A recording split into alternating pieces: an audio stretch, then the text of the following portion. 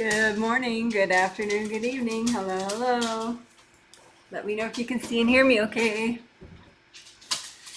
Welcome, welcome to the final group energy healing live stream of 2022. But don't worry, I'll be doing them next year too. Yay! So I'm excited. This is the second in the set of 2 healings called the December 2022 Twin Set.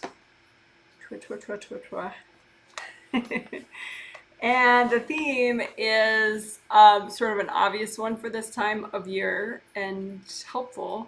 Getting closure with 2022, proactive clearing for 2023, and inner harmony is a little add-on that the angel specifically told me would be really good. I need to turn on one of my lights. That'll fix the problem. Inner harmony is something that the angels told me would help with, going into the new year. Probably any year, but specifically this year. So inner harmony. So I didn't explicitly do a lot with inner harmony 2 days ago. So we'll see how I can work it in today. And just a general explanation for those of you who are new to my work. I am an energy healer, reader, and teacher. My name is Janet Wright, and I will be healing the people that purchased this healing 2 months ago during the live stream. Like, it's a set of 2 healings that was purchased 2 months ago, and I will be healing those people, but I talk out loud as I do it, except for the first minute, and I explain what I'm doing as I do it, so it also doubles as an all levels walkthrough, so that if you want, you could use it as a walkthrough and heal yourself as you watch. And but the people I'm healing, they don't have to do that ever. They don't have to heal themselves. Although that is kind of like my specialty, is working with people that want to heal themselves, either now or, maybe they're just too exhausted right now, but overall that's a big goal for themselves, is to learn how to heal themselves, because I teach through these live streams and all the talking I do and the other videos I have on YouTube. I teach pro-level reading and healing skills, techniques. So if you want to learn how to be a pro-level healer, even just on yourself every day, then I'm your girl. Because that's what I teach. Thank you for your surveys. I did learn, definitely, as I was reading them, and it helped me to plan this healing today that I will be doing. I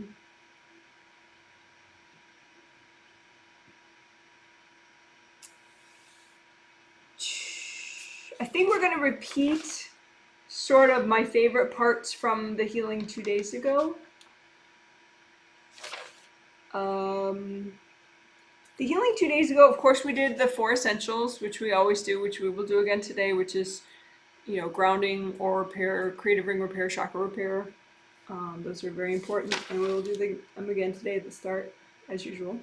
But then we did tummy meridian work, unblocking and repairing the energy centers within the tummy meridians. Meridians in traditional Chinese medicine that go through this area of the body and elsewhere as well, but where's that one? There we go, the tummy meridians. Those straight up and down ones. Those are the ones that we may do again today. We definitely did them 2 days ago, but there were some really nice results for that, and I think that could always help to do a little more, so we'll probably do that again. And we did clearing fears, a whole bunch of fears. I don't think we're going to do it in that exact way today, although we will clear a lot so that next year is easier. And I will say again, which I said 2 days ago, that You can use this this walkthrough, these techniques at any time of year, even years from now. It's not specific to 2022 and 2023. It just is about, you know, getting closure with whatever time period is in the past for you and getting ready for the time period that's coming up, which is always good to do.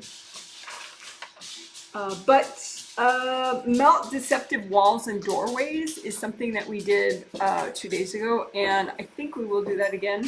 We'll see as we go if I do it, but I think we will. And that is where your inner baggage can complicate unnecessarily your path forward, and so you think like you have to go through this doorway, like you have to, you know, create something really perfectly, or you have to, you know, do something in this really complicated way. And it's just, you know, by metaphorically going through this doorway, I mean, it'll literally show up on your path as like a big wall in front of you, or a big wall with a door through it, and you feel like you have to go through the door. And so it can just make everything seem way harder and more overwhelming and like impossible. You know, but it's really your inner baggage creating that illusion in front of you.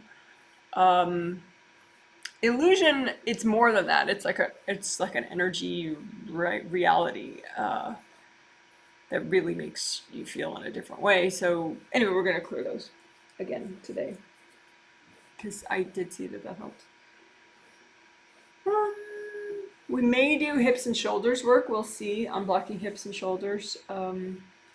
One thing I saw because of the surveys, victim stories, and I don't mean to use victim in like a mocking way or a sort of a disrespectful way, but victim stories, we're gonna run gold light and kind of work the energy of your victim stories, like things that have happened to you, ways that you've been mistreated, you know, and it's real stuff that has happened to you whenever, you know, in the recent or distant past. And it creates these victim stories that you have in your mind, consciously or subconsciously. Sometimes people say them out loud a lot, and other times it's just a subconscious thing that affects how you react to things people do to you now, and how it affects you. And so we're going to work those, like run gold light through them, give them healing energy, melt people's cords going into them, and see, because they may actually all melt, in which case it's not that you forget what was done to you, but it no longer impacts you in the same way, which is nice. So that should be very interesting to do.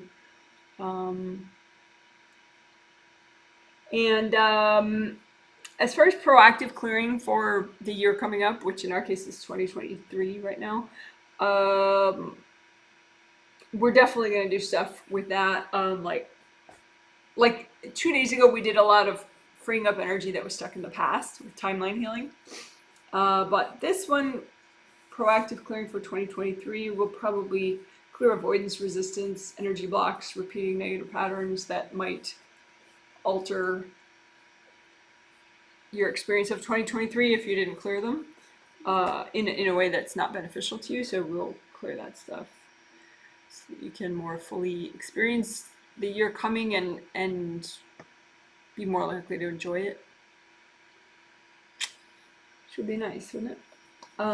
Inner harmony, like I said, hopefully the angels are going to show me exactly how they want me to work inner harmony in. I have a couple of ideas, but we'll see in the moment what the angels show me. Sleep is on the maybe list for today. We'll see if we do something that explicitly benefits sleep. A lot of things we do tend to indirectly benefit sleep, but we'll see.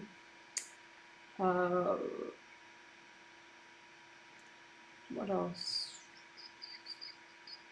Oh yeah, chakra filaments. We do a lot with chakras all the time, of course, but unblocking and healing chakra filaments. Filament is my word for like the positive cord or connection that you have between your physical chakra and your astral body chakra. Like the major 7 chakras along your spine, you have 2 sets: your body's physical body set and then your astral body set. And so they're connected with a line of energy, light, flowing light. And so a lot of times it's like crunchy and gross and crusty and not flowing. So that would make it harder for you to create change and communicate with your body and be highly functional. So I think we'll work that in today. So a little bit of chakra filament repair and unblocking. But anyway, that's a huge list. So we'll see what of that I do. But whatever it is, it'll be great. And yeah, as usual, there will be a detailed healing summary in the comment section within a day or so, with timestamp links for everything that we do, so that you could jump around if you want, repeat something or skip something.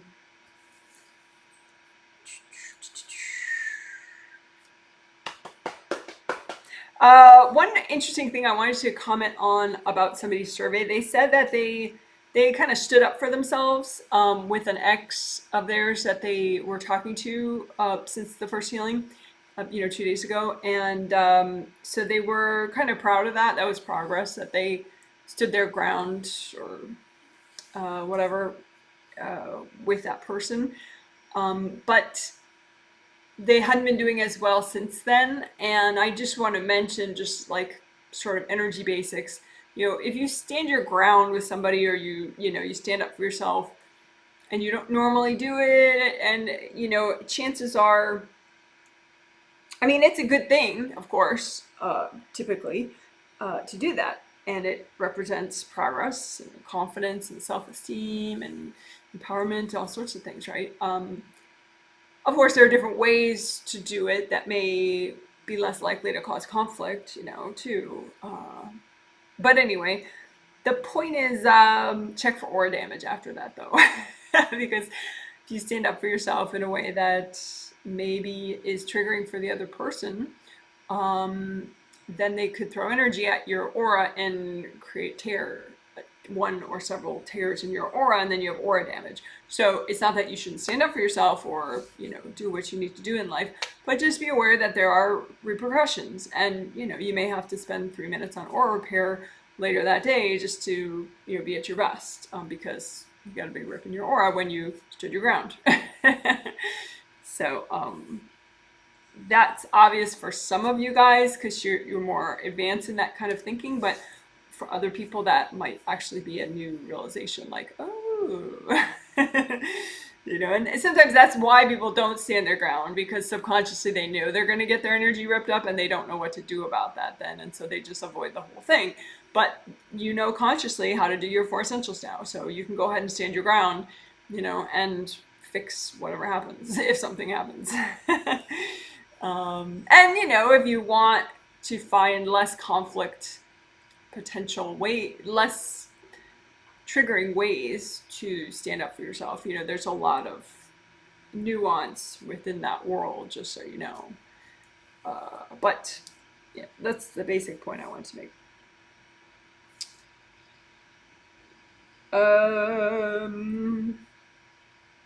Yeah, so that's enough. So I will catch up on comments, and then we'll do my little 3 minutes or so of quiet time, and then I will be healing and walking you through what I'm doing. And the whole schedule of group healings for next year is on my website, janetwrightreadings.com. And the March healings are the next ones to go up for sale on January 15th on my website at a set time. But all the information is on my website, janetwrightreadings.com. So this says, hey Janet, we can see and hear you in Chicago, 25 degrees Fahrenheit. Thank you so much for the weather report. I'm always interested in that. 25 Fahrenheit, so that's definitely below freezing for my non-Fahrenheit people. Yeah, that's a little nippy. Someone says hello from Kentucky. Well, hello to you. Someone says, hi, Janet. It's 33 degrees in Southwest Michigan, so just above freezing. Someone says, hello. Thank you for everything in advance. Well, you're very kind. Thank you. You're welcome to watch along and heal yourself as you watch, of course. I do 5 of these live streams every month. Someone says, can see and hear you, and they're all listed on my website. Someone says, can see and hear you. 48 degrees and sunny in Lakewood, Colorado. Interesting. That's pretty ideal. Forecast of -7 as high on Thursday. Dang. Someone says, hi, Janet, from 43 degrees Fahrenheit, sad, cloudy Portland, Oregon. Sounds like somebody needs a light therapy lamp, so you're not so sad about the cloudiness. Light therapy lamps are available on Amazon.com, and they don't cost that much. And they do work. Just shine them on the side of your face as you're working for a couple hours each day, and it'll help trick your brain into being satisfied with the weather. Or at least more satisfied. Also, I found too, like, sometimes I work and I'm like I'll face that live screen TV, that TV right there, and I'll put on YouTube like a video of ocean scenery or like underwater ocean photography or like beautiful autumn scenes, or, like if you watch, and I'm just on and off looking up and watching it as I'm doing my work, right? And so I find that helps too mentally to like reset my mood and make me feel more connected with nature and sunniness, even if it's not sunny outside where I am. So maybe that'll help somebody. There are a lot of videos like that on YouTube, like 4 hours of ocean photography or 4 hours of autumn photography or something. So, someone says, I really do, LOL. Someone says, hi from Chicago. Hello, hello. Someone says, -29 degrees Celsius in Canada, LOL. Dang, -29 Celsius. I'm going to have to look that up. I don't even know if that would be on my chart. -29 Celsius. Yeah, that's not even on my chart. Well, it's very cold. I don't know what that is in Fahrenheit, but I'm sorry. I hope you're wearing lots of layers. I'm wearing lots of layers. All right, now I have 1, 2, not that many. Usually I'm wearing more, but when I do healings, I get hotter, so I wear less. But I'm wearing 3 layers right now. That's like nothing for me. Anyway, well, cool. Oh, right.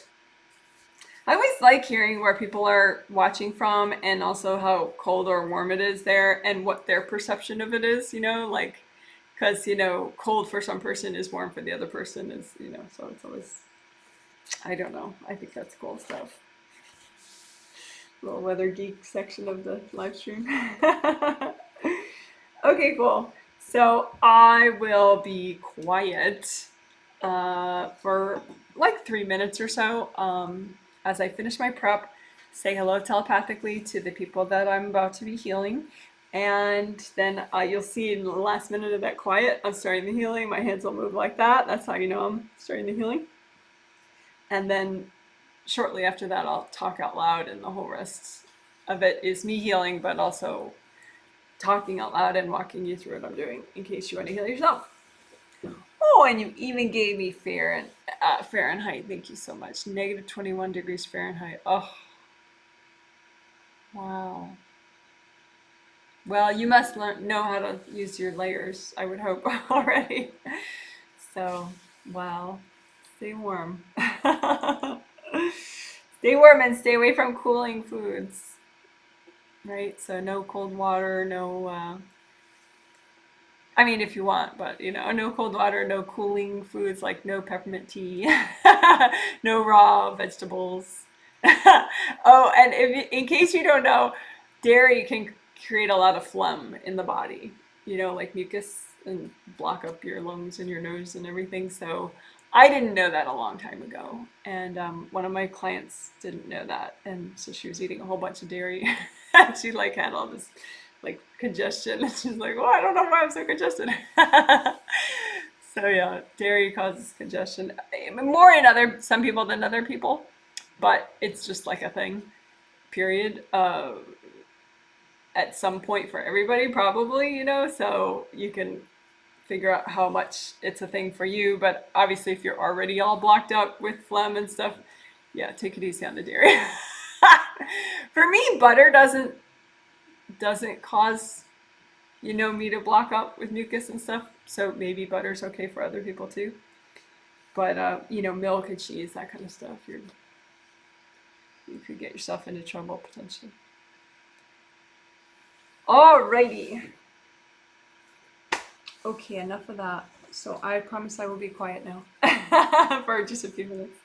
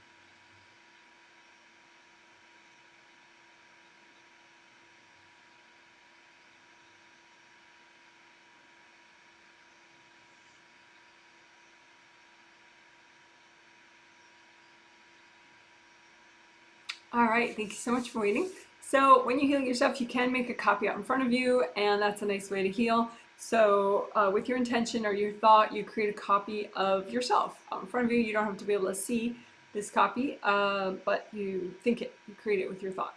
And so you have your 17 auras, which if you're present, they're mostly in the same space, so they can look like one big bubble if you're not realizing that they're 17 in the same place. But anyway, so you have your 17 auras, and then you have your physical body and your astral body that are inside there, and then you have your grounding, which is your connection to the core of the earth. So as you work, you can just have a copy that changes, like it could just be your grounding, or just the back of your grounding, or just, the top of your aura, or whatever. Your copy that you're using can change, and you can spin it around and make it bigger or smaller. So let's do grounding for starters.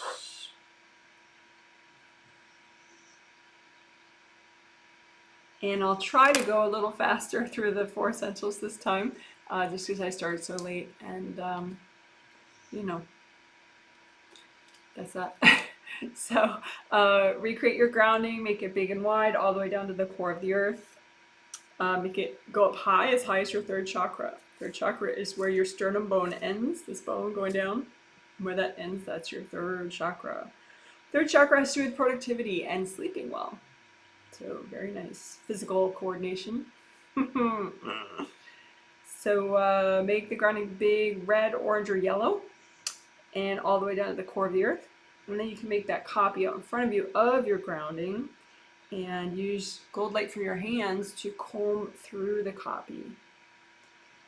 Your hands generate a lot of energy. There's a big energy center in the palm of each hand called your hand chakra, and then there's an energy center in the tip of each finger called your fingertip chakra. Well, I call it your fingertip chakra. So you use energy is naturally generated by chakras, and if you set the chakra itself to a certain color, then that defines the color that that chakra is generating. So like set your 5th chakra to blue, like a light or medium blue, and then it generates that color of communications energy for your 5th layer of your aura. If you set your hand chakras to gold, metallic gold, that's nice because gold is a good vibration to use as you're healing yourself. So use gold light to wash out your grounding.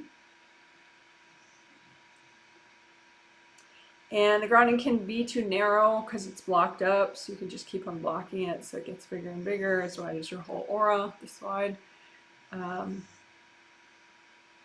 can get blocked up at the very bottom, so you can kind of watch for that and melt those clogs with the gold light. Sorry, my camera's not low enough. There we go. Melt the clogs.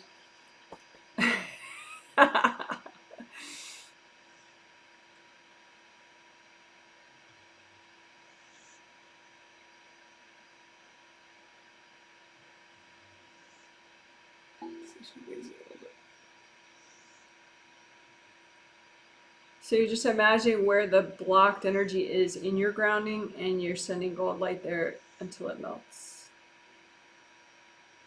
You want flow everywhere. Flow, flow, flow. Anywhere you see blocked energy, just keep melting it away with gold light. If you don't see energy, then you could still heal yourself, though. You just use your intention or your thought or your imagination. You could even sweep all the blocked energy into one big pile and then melt it.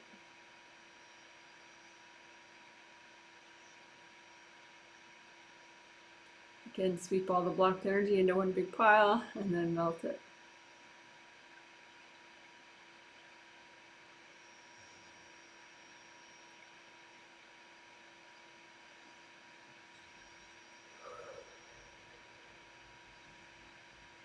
Okay, so then indie grounding. Indie stands for independence. And so you check the outer surface of your grounding all the way down and use gold light from your hands to melt away any attachments between your grounding and other people's grounding. And the more you do that, the better your grounding works.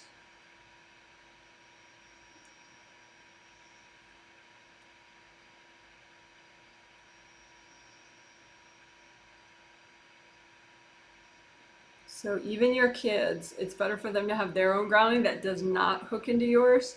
So you can just remind your kids, hey, you be your big tree, I'll be my big tree. You be a big tree with roots, I'll be a big tree with roots, and just have separate roots.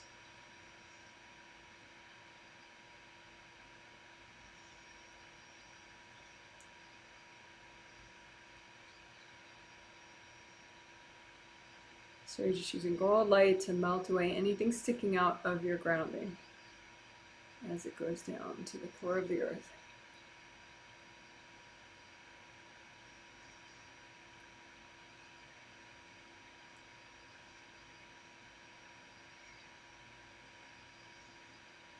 All right, good job.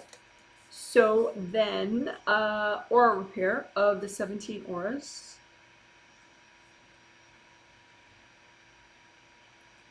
So 17 auras sounds like a lot, and it is kind of, but that's good because they all protect you and help you. So you have the 2 auras I call your regular auras. Your the one generated by your physical body 7 chakras, that's your physical body aura. The one generated by your astral body 7 chakras along your astral body spine, that's your astral body aura. And then the 15 generated by, well, the 15 that you have are called your Wei Qi auras, and they contain your defensive energy, your strong boundaries energy, and they help you on a physical level as well as, you know, mental, spiritual, emotional, all that stuff. So I'm just going to type out Wei Qi. Wei Qi. 15 Wei Qi auras. Okay, so you imagine your 17 auras out in front of you, and first just comb through them with as much gold light as you can from your hands. And just let the gold light find the rips and start to repair them. And then we're going to use a different technique to make sure they all get repaired. But you can start this way.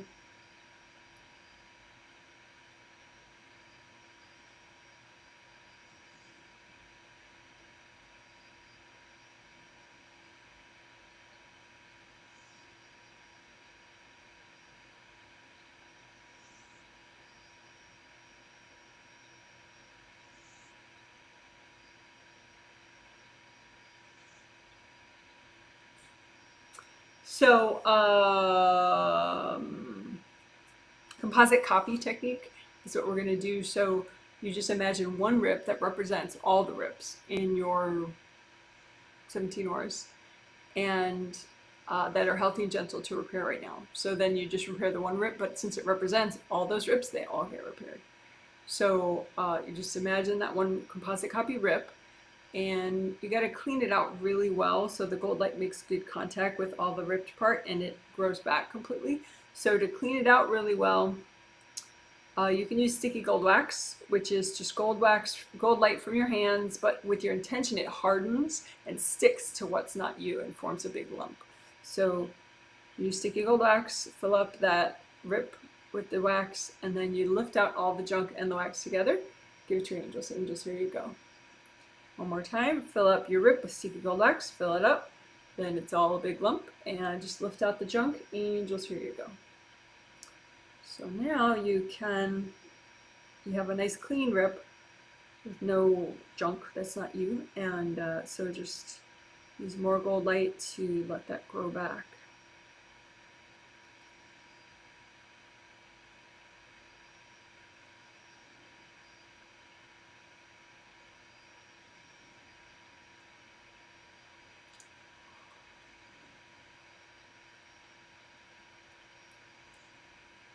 All right, and then in case you have a few leftover rips that are still not fully repaired, make another composite copy rip that represents any remaining rips you still have, and we'll do the same process again.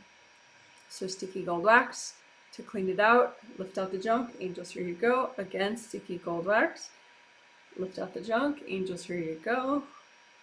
More gold light to repair this rip.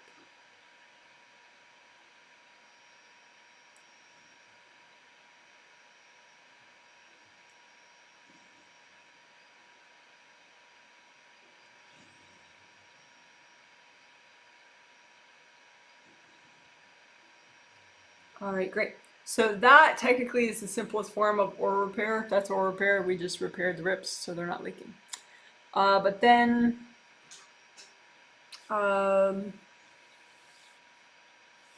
let's melt away the scarring and the bruising that you might have, which is hard bumpiness.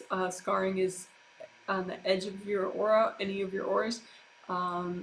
Bruising can be multiple layers at once, and they're all it's just remnants of having energy thrown at you.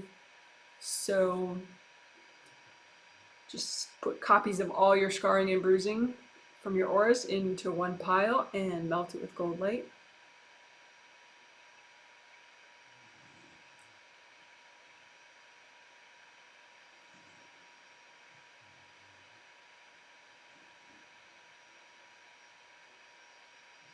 And again, any remaining aura scarring and bruising you have, just make a big pile of it and melt it with gold light.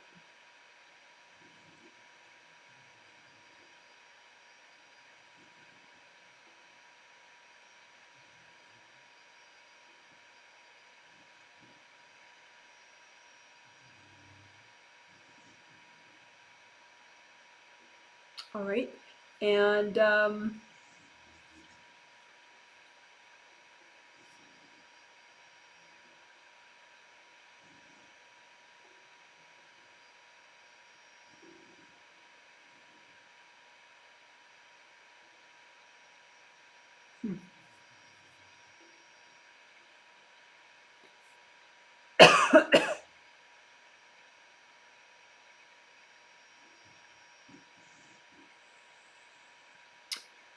the angels are showing me a sample person, somebody's son that I'm healing, a young adult, and he has significant energy blocks in his auras that are not clearing.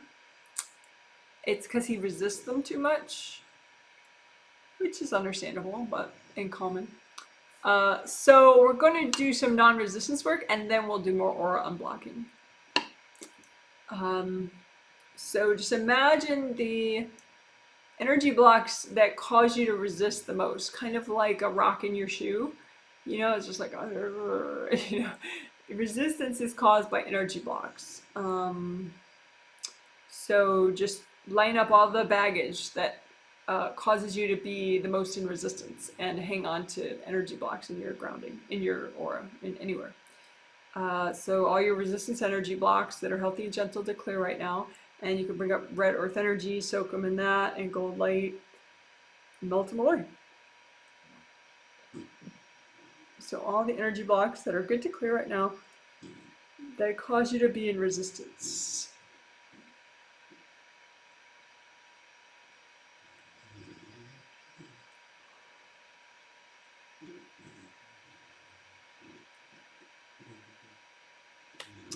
And then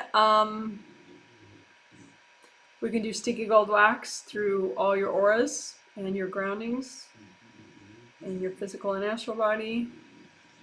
And have the wax stick to anything, any energy blocks that you're ready to get rid of, even if they're really big, but they're good to get rid of right now, that's fine. As long as they're healthy and gentle to get rid of. So have the gold wax stick to that junk, and you're going to move out the wax and the junk together. Move it out. Angels, here you go. Deep breath into all your major joints.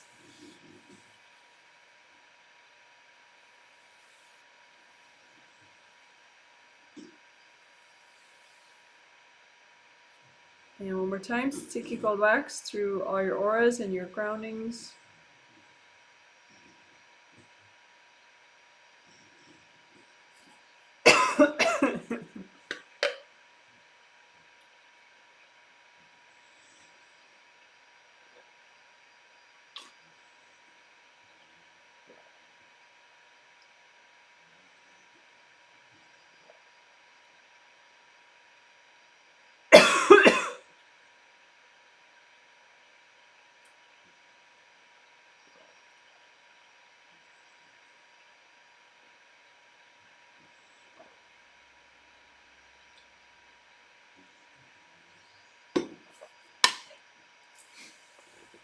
My angels have very tricky ways of getting me to catch up on my hydration.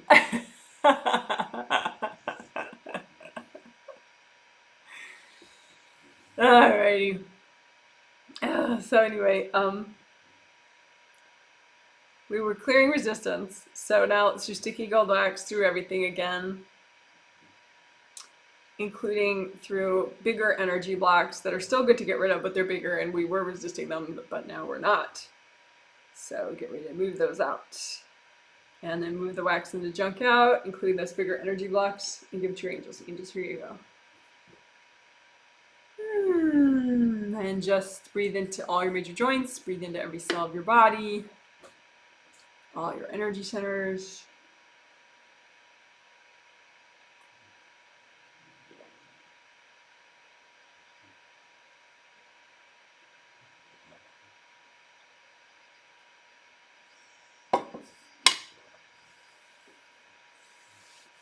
Right.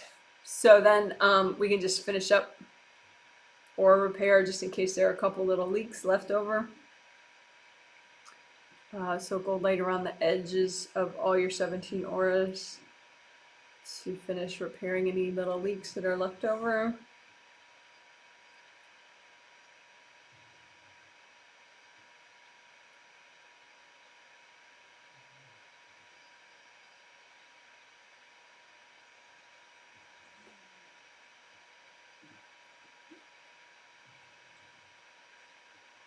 Sometimes you have like a Wei Qi aura. One of your Wei Qi auras might be kind of like have a deeper rip, and the problem with that is then you could get like invasive beings stuck in there. Well, not stuck in there, hanging out in there, and then it blocks the repair process. So in case you have one of those, you could just imagine like, you know, any stubborn deeper rips that you have that still are not healed, and just say, angels, can you recycle any beings that are in these rips? And just let your angels do that.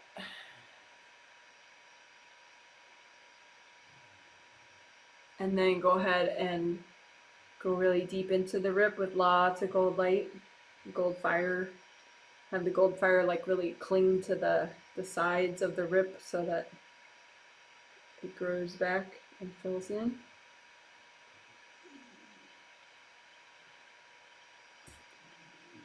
All right, so that was aura repair. And yeah, with all the extras that we normally do. Plus a little bit extra.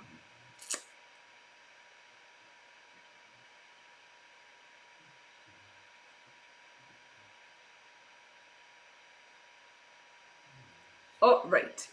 So then now let's do creative ring repair. So creative rings are right above your head in your, technically they're in your first and second layers of your astral body aura. 1, 2, 3, 3 gold rings. So you just make a copy of those out in front of you. It could be a big copy, a small copy, whatever works for you. And just use gold light and repair your creative rings because they could have little cracks in them. They could have big chunks missing.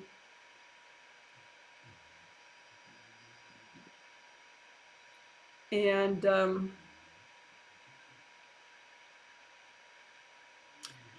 just use so much gold light that you get rid of anything that's around your creative rings, like cords, energy blocks, invasive people.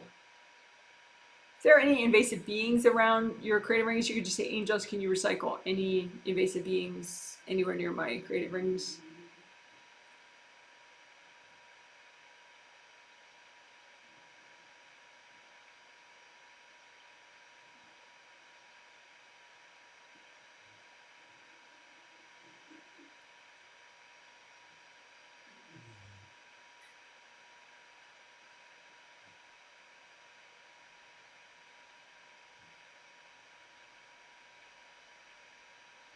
Make sure you do gold light inside the creative rings so that you unblock the flow within them, because the 7th chakra needs to flow energy up and down through those creative rings. So that's unblocking the creative rings, but also melt cords.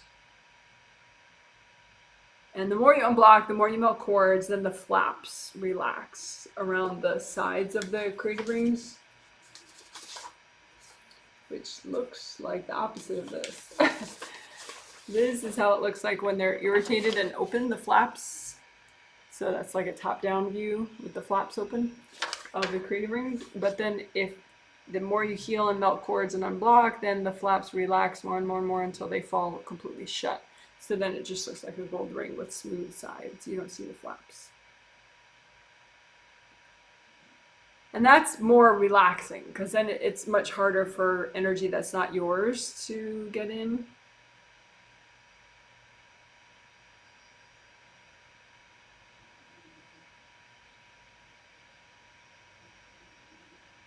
I'm doing a little bit of healing on all the major chakras, 7 astral and 7 physical also. So I'm imagining like the creative rings and then 7, 6, 5, 4, 3, 2, 1, the 2 sets of 7 chakras. And I'm just healing and unblocking them a little bit extra too, so the flaps around the round openings of all the chakras relax as well.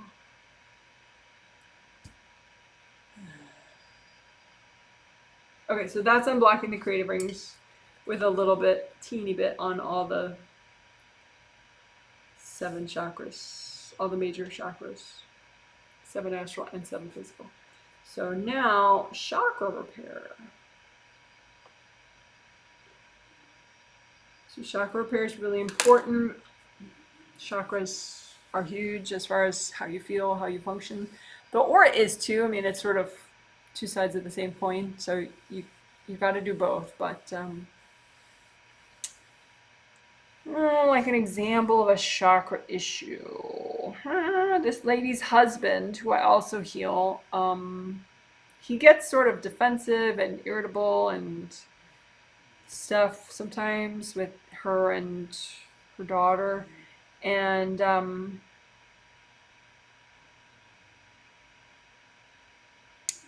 part of that is his mom keeps whacking his lower chakras. And then when his lower chakras are whacked, it's like he feels jumpy and all his insecurities are triggered. So anyway, let's do chakra repair so that you're not overly defensive and insecure and triggered.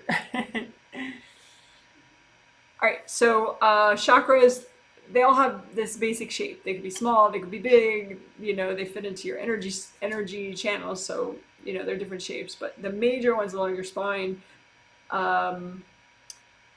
don't really fit into energy channels actually, but the other ones do.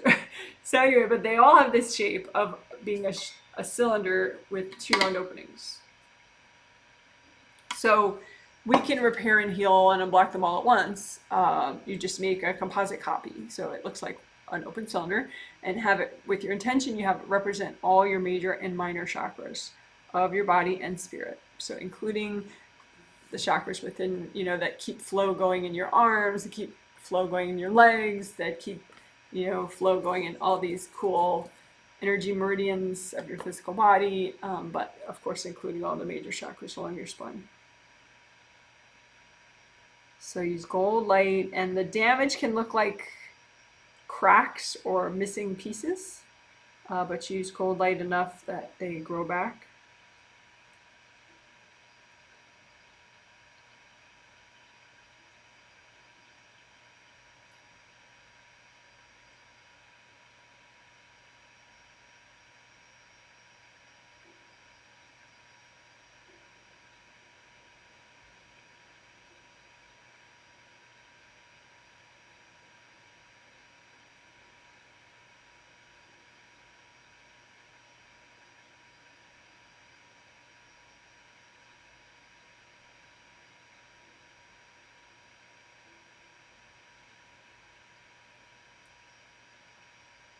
And melt cords, of course, as you're working.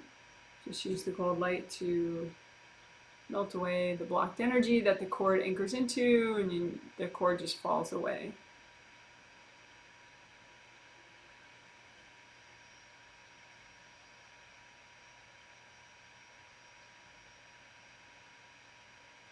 And you can have energy blocks wrapped around the cylinder part. You can have energy blocks blocking the round openings. You could have energy blocks inside the cylinder part, just sort of stacked up.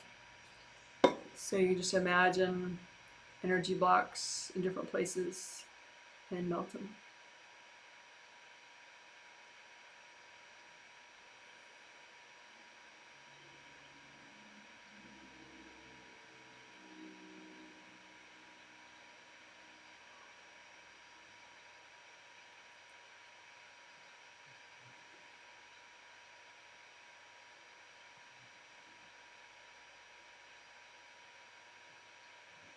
And of course, keep melting cords. I would say only keep the first chakra cord to your young child if you have a young child, but all the rest of the cords are not needed generally. not beneficial.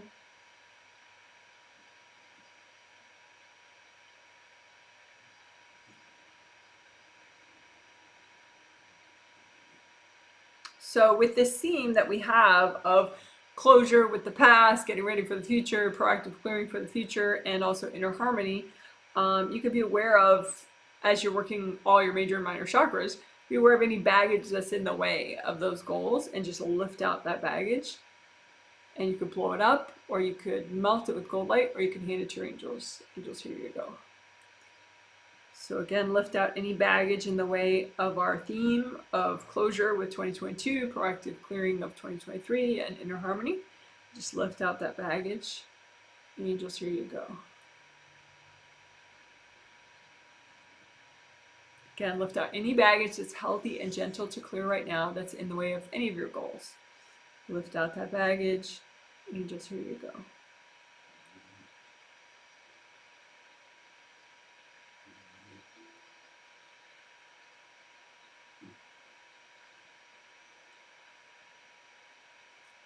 All right, wonderful. So that was chakra repair and unblocking in general, and for the theme of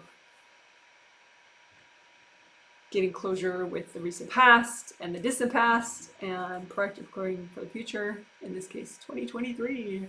Yay! And inner harmony. So inner harmony, let's do something with that right off the bat.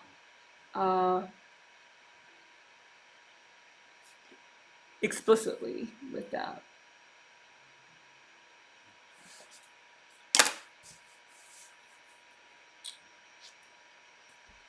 So I'm going to be quiet for a minute as I look at a sample person and see what the angels want me to do.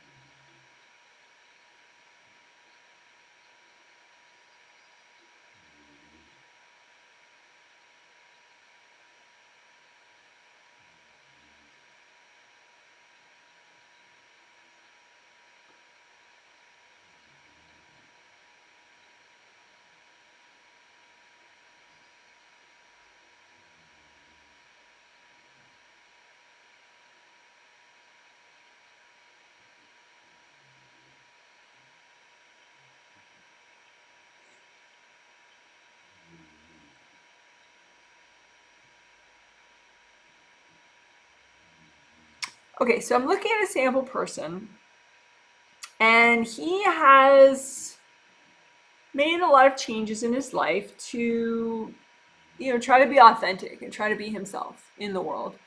And that, he has inner harmony with that, with his progress. But he also has this fear of rejection from like the public at large, society at large. And so that's harming his inner harmony of this fear of rejection. So it's like his energy about himself and his growth and his transformation is like kind of calm and happy waters, but then his fear of rejection makes the waters like all stormy, of like his inner feelings and inner mind, inner heart. So essentially we want to look at, what makes your water stormy, right? Because we want your water to be like nice and harmonious and, pleasant and calming and soothing.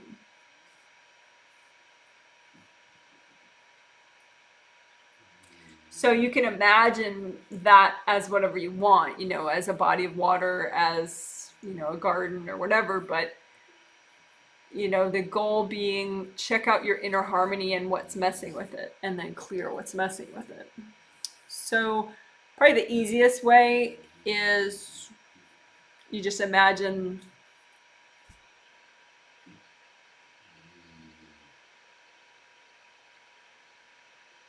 like the seeds of that disharmony. So the seeds of his disharmony is not society at large, and the judgy, aggressively judgy people in society. No, the seeds of his disharmony is his fear of rejection, and that causes him to resist how those people are and have weak boundaries with how they are, relatively weak boundaries with how they are, so that it's harder for him to just let his angels protect him and not have it be an issue.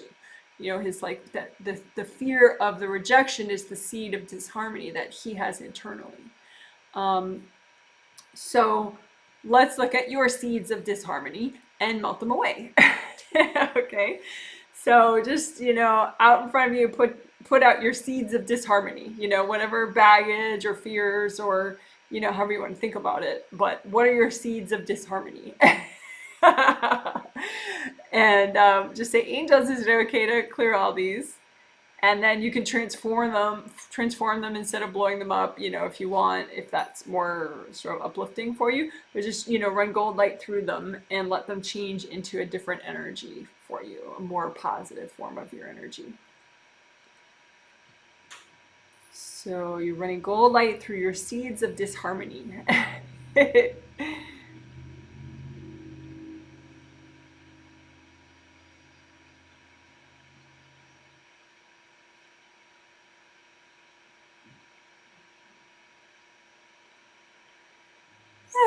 And so for that person, we'll do that again a couple times, but for that person, when his inner seeds of disharmony melted, it turned into more self-esteem energy, more like just like feeling comforted, feeling like being able to see the bright side in things, and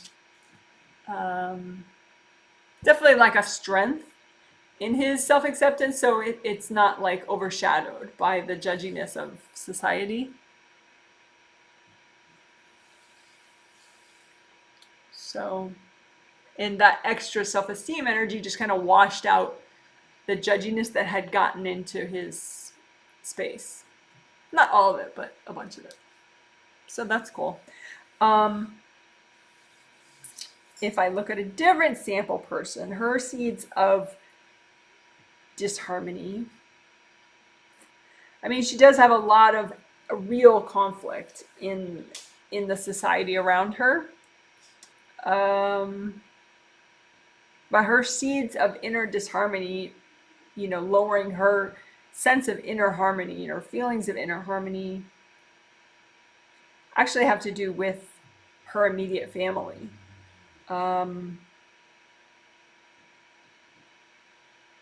She has resentment towards her immediate family because of her role as a mother. Like, you know, being a mom, it's just one of those sort of, you know, primal things. And it's like sometimes you can get a feeling, or your kids can get a feeling about you, that whatever you do, it's never enough. It's never good enough. It's never enough. It's, you know, just not right. And so she is very sensitive to that, and she resents her kids. I mean, subconsciously, because she doesn't want to resent her kids. But that's her inner seeds of inner disharmony, is her resentment of her kids' neediness. So it's sort of, rather than just being able to observe it and to understand that, you know, some of it's just baggage she can't fix, that, you know, that her kids are dissatisfied in certain ways, really with life, not really with her, but it comes out, they send it to her as if she should fix something. But the problems that they're dissatisfied about, she can't fix, you know? So anyway, so her seeds of disharmony are just taking it personally and resenting certain people she cares about. Sometimes, you know, you can overly personalize it, and you don't realize that it's just more about something that person is working through. It's not exactly about you. So anyway, maybe that helps. Maybe you have a similar situation, maybe not. But anyway, let's just clear some more seeds of disharmony that you have. So inner issues that you have that are contributing to your experience of disharmony within yourself. So put out your seeds of disharmony and go ahead and use gold light. You could blow them up if that's more fun for you, or you could use gold light and just watch how they transform into a different energy for you.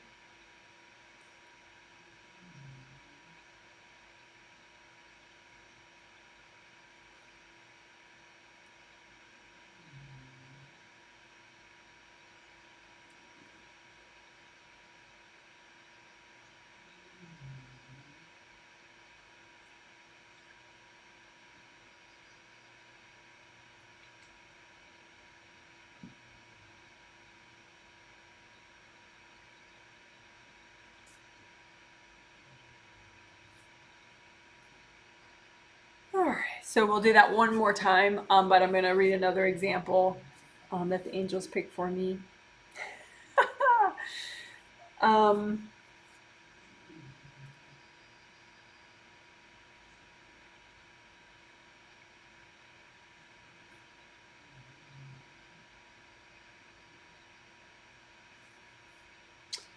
so one person I'm looking at, her seeds, her inner seeds of disharmony, or seeds of inner disharmony, have to do with wanting to make everyone around her happy, especially when she was growing up, and her parents were not happy, and they weren't really working on themselves, and a kid can't really make, nobody can make somebody else happy.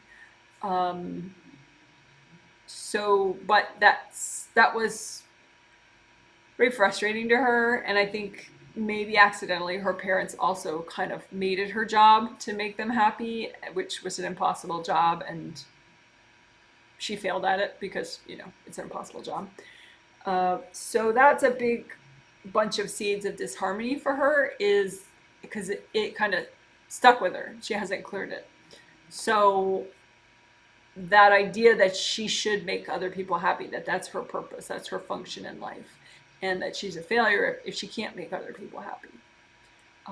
So maybe you have similar seeds of disharmony about, that it's your job, you have to make other people happy, happy in life or happy with you. And so you could melt those, and that way you can, evaluate your success in a more rational way, and not have impossible, unattainable goals like making everyone happy that you know and care about. So go ahead, stack out in front of you seeds of inner disharmony that you have, and say, angels, can you help me clear these? And just go ahead and melt them away. Or, use gold light to transform them and watch as they transform into energy that's more positive and useful for you.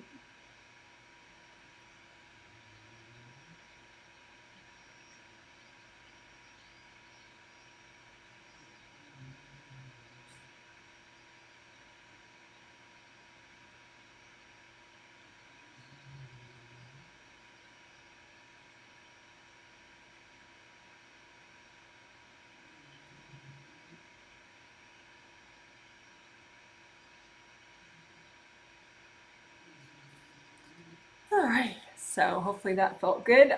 For that sample person, as some of those inner seeds of disharmony melted away, she got back some energy of hers that was stuck in childhood, and so she has a little bit more peace of mind now than she did before, and her physical body tension loosened up a little bit, because she has a little more inner harmony, and so that translates into less muscle tension.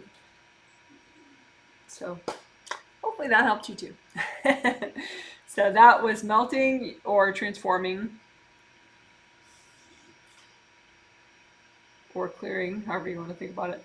Transforming your seeds of inner disharmony so that you have more inner harmony. Which, of course, is helpful at all times. But the angels just pointed out that it would be really good for moving into 2023. to have more inner harmony. But of course, just a reminder, growth is incremental. So even if, you have like 80% inner disharmony and now you have 75% inner disharmony, that is still progress. And you should celebrate it, that you're making progress, and validate that you're making progress. Even if, it's just this much, because that strengthens you and gets you more motivated to make more progress. Because there's probably some way that you are making progress, and if you can validate that, it helps. All right, good job.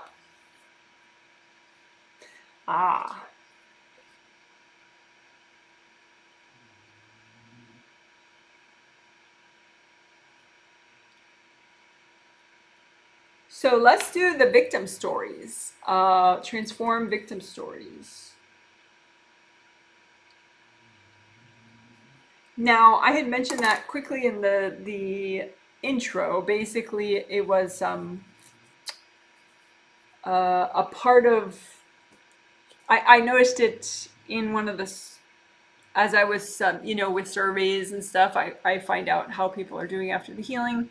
And this one woman, I'm healing her and her brother has some cognitive challenges, and he sometimes when people have a lot of cognitive challenges, they're more honest than other people. Like they have less mental filters, like socialization or something, and so they just say what they feel, even if and if they didn't have those mental challenges, maybe they wouldn't do that. They would talk about the weather, or they would talk about something else. So sometimes people that allegedly are less functional are actually more honest. But anyway, so it made it easier for me to see the situation by seeing what he was talking about, because he didn't have these filters subconsciously to sort of mask how he was feeling. So he was talking about victim stories of his, of like when he was growing up, and stuff that would happen to him, and he repeats it a lot, these victim stories. And people that are very highly functioning also have victim stories, and they sometimes do repeat them literally, or sometimes it just affects their perception of situations. And maybe a situation, they get more offended or more disappointed by a certain present situation than they would otherwise, because it resonates with one of their victim stories. So the cool thing is, these victim stories, they're very workable. And I said too in the intro, like a victim story, it originates from, real stuff that happened to you. That, like you were betrayed, you were harmed in some way, mentally, physically, emotionally, sexually, whatever. And so it can become a victim story, like, a way through which you view the world and other people and yourself and blah, blah, blah, right? And so the idea is to keep the knowledge and the wisdom from what you've been through, but not the pain. And therefore, it doesn't kind of mold you in a disadvantageous way. So you do learn from hard stuff, but it's good to get rid of, release the stuff that isn't beneficial from all the trauma, right? So so it's much easier to do than it was to explain and probably listen to. So we're going to transform victim stories. So that was explaining transform victim stories, which was about as light and cheerful as you would expect victim stories to be. So that was explaining victim stories, and so now we will transform the energy of your victim stories. And again, these could be subconscious. You could maybe not be aware of what they are, which is fine. It's not necessary to be conscious of them. So you can imagine these victim stories as books out in front of you, or pieces of paper, or bricks of energy, or whatever you want. Doesn't matter. Just represent them somehow. Like, okay, these are the victim stories that I want to transform, or these are all my victim stories. And then go ahead and just run gold light through them all, and melt people's cords going into them, because even if you don't talk about your victim stories, people can see them on a spirit level. And so go ahead and melt people's cords, because it makes it like 3 times as hard to actually transform these things if people are corded to them. And it's really hard for people not to cord them. Like, I mean, someone like me, I train myself to not cord this stuff, but everyone else, they don't train themselves to not cord victim energy. They'll just, it's that expression, oh, my heart goes out to that person, or, oh, my heart goes out to you, sending you love and light, blah, blah, blah. A lot of that is they're cording the pain, So go ahead and melt away the cords from everybody going into your victim stories. Maybe they mean well, maybe they don't, doesn't matter, they're still in the way. So melt the cords and just keep using gold light. And a lot of times the victim story just melts away. And again, it doesn't mean you don't have the knowledge and the wisdom and the information and the learning and the strength from what you've been through. It just means that then it doesn't like hold you in a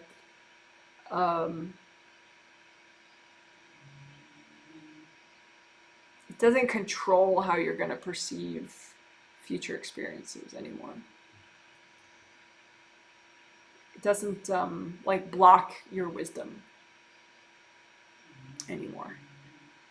So again, just run gold light through your victim stories, and if they all melted already, just put a whole new batch of victim stories out in front of you that you have subconsciously or consciously from past lives, from this life, and just melt them away or transform them. Run gold light through them, and just let them transform into other energy that's more empowering for you.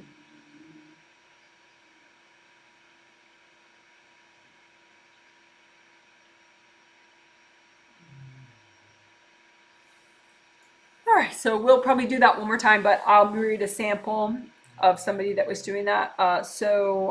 This one woman I'm healing, she is not conscious of the healings.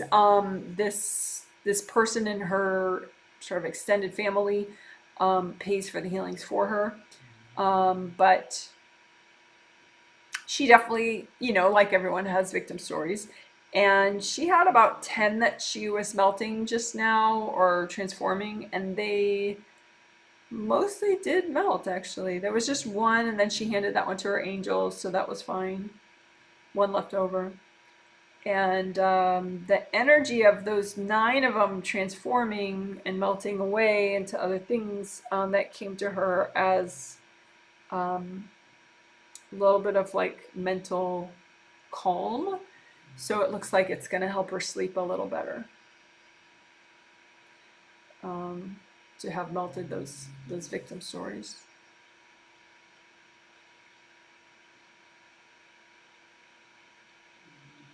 Also, it could help her be less in conflict with her romantic ex, because she doesn't feel as wronged by him. It doesn't change the events that happen between them, but it changes how she feels about the events and helps her to fixate less about what happened, so that she just can focus on, her day-to-day stuff that she needs to focus on.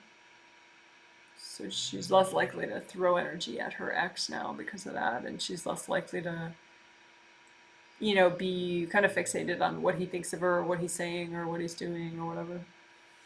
So that's nice. So again, victim stories. Go ahead and put any victim stories out in front of you that are really, really, really, really good for you to transform right now. You can just put them all out in front of you, because really, if some of them don't transform, you just hand them to your angels and they'll help you with them, and that's good too. So put all your victim stories out in front of you, and just use lots of gold light. You can bring up red earth energy, soak them in red earth energy, and melt them with, transform them with the gold light from your hands, and definitely melt cords going into them from other people. Because again, it's really likely that some people are courting your victim stories. So just use lots of gold light and run the gold light through your victim stories so you can wash them out.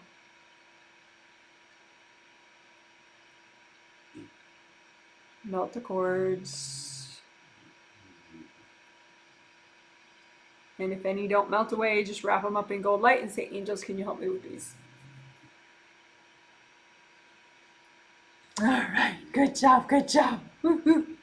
So that was transforming your victim stories. And we did it twice. And another example of somebody who just did that is somebody's brother. This woman, this time she got healings for both her parents and her sister and her brother. And her brother has these victim stories. He certainly doesn't think of them as victim stories, but it's sort of just how he thinks of his life. But they are victim stories, and there were like maybe 6 big ones that he was transforming, and 4 of them transformed, and 2 of them he just handed back to his angels, which is good. Then they'll help him with them. And the energy of the 4 that did transform and melt with the gold light looks like it helps him to be more confident and helps him to be more, like, have more of a positive productivity at work. So that's nice. All right, cool. Interesting stuff. So,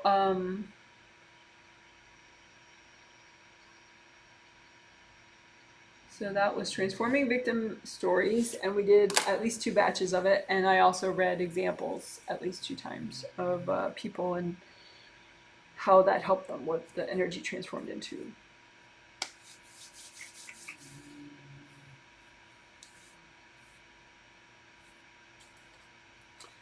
So I'm going to look at another sample person, and so I'll be quiet for a minute.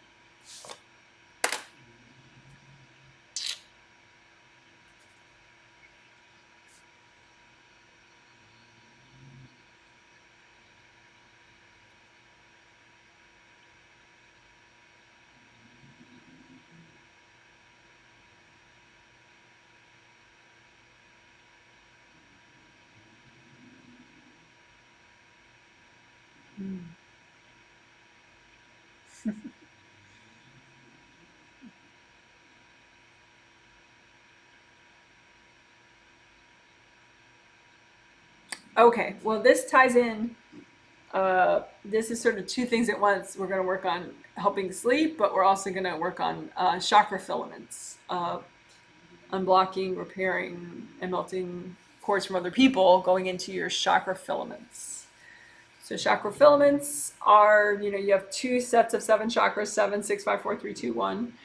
That's how they're oriented. The open cylinder shape for the 7th chakra is this way. So round opening in the top, round opening the bottom of it. And then 6, 5, 4, 3, 2, 1 are oriented this way. So round opening in the front and round opening in the back. 6, 5, 4, 3, 2, 1. So 7 is in the top of the head. 6, 5, 4, 3, 2, 1. I do have videos, a 3-video set, which will be linked below later in the comment section. 7 chakras, aura layers, flow. And it shows all the chakras and how the energy flows and blah, blah, blah.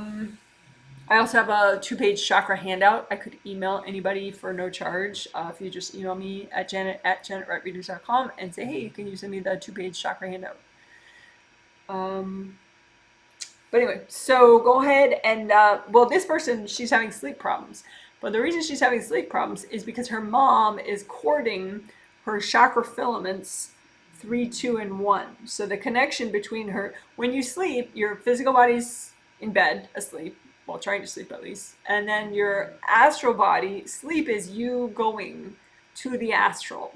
And if you have good sleep, you go there and you don't have to keep coming back. And your body is reasonably resting and you're having a good time and getting healings and doing whatever, and not getting into conflict on the astral. You're with your angels, you're letting them advise you and get you out of trouble, and so you're getting healings and learning and having fun.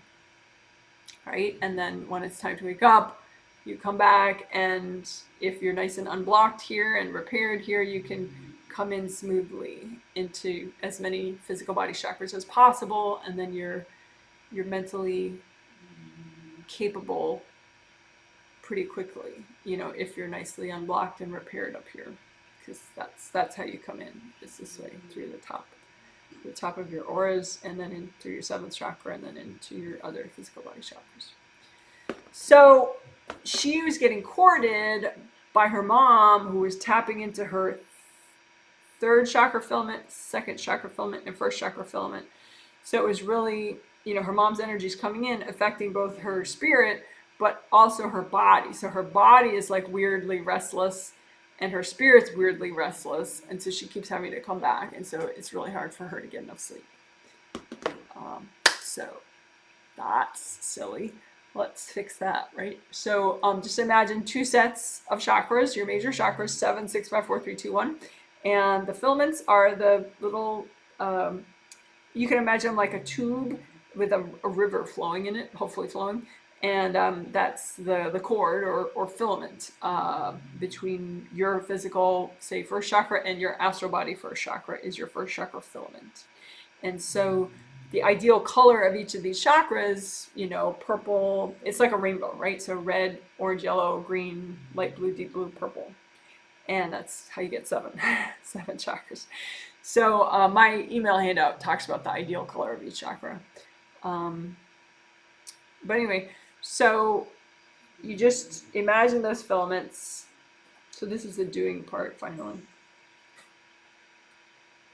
of the filament work.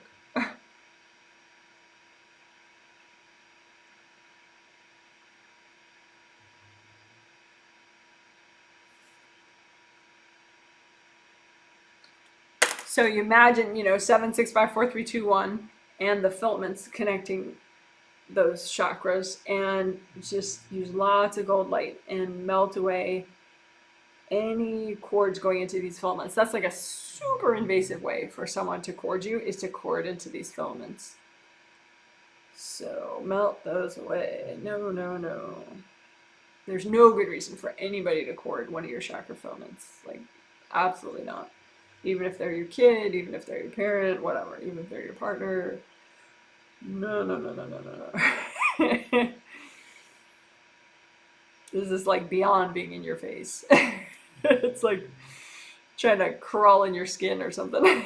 Just don't allow it. Just lots of gold light, melt away the cords going into your filaments.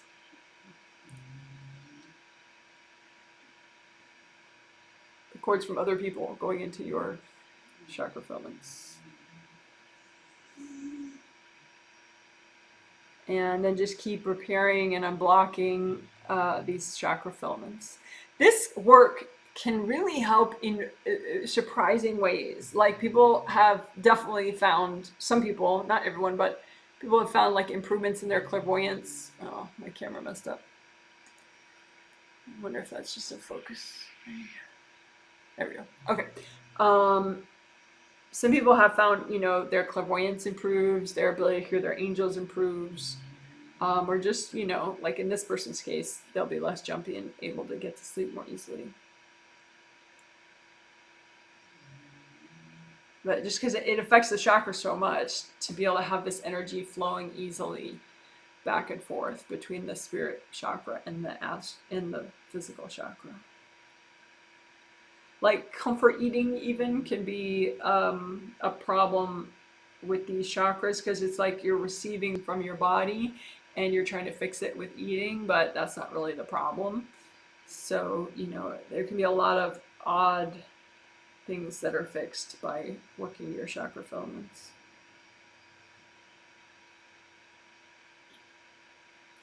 Working meaning doing what we're doing, which is repairing, unblocking, and melting cords.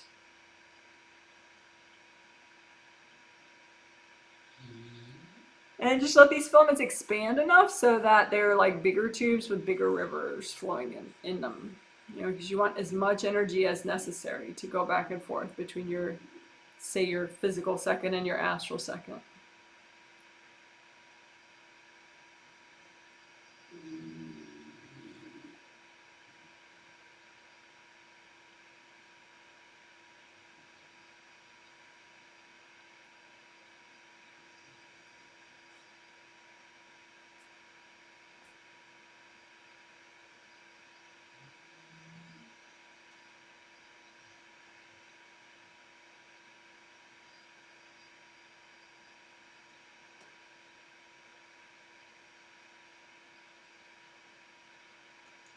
Okay, and then you can just imagine your astral chakras fitting into your physical chakras, just in case imagining them separate has gotten you less present. All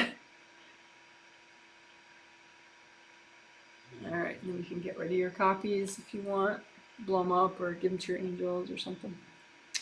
All right, so that was basically chakra filament work, but it was also to help sleep,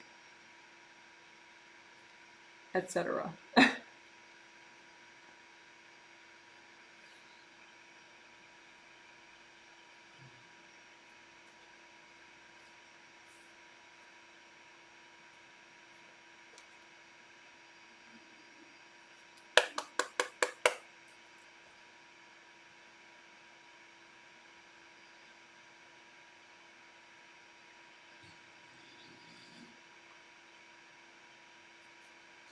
Okay, so now we're going to repeat something we did 2 days ago in the first healing,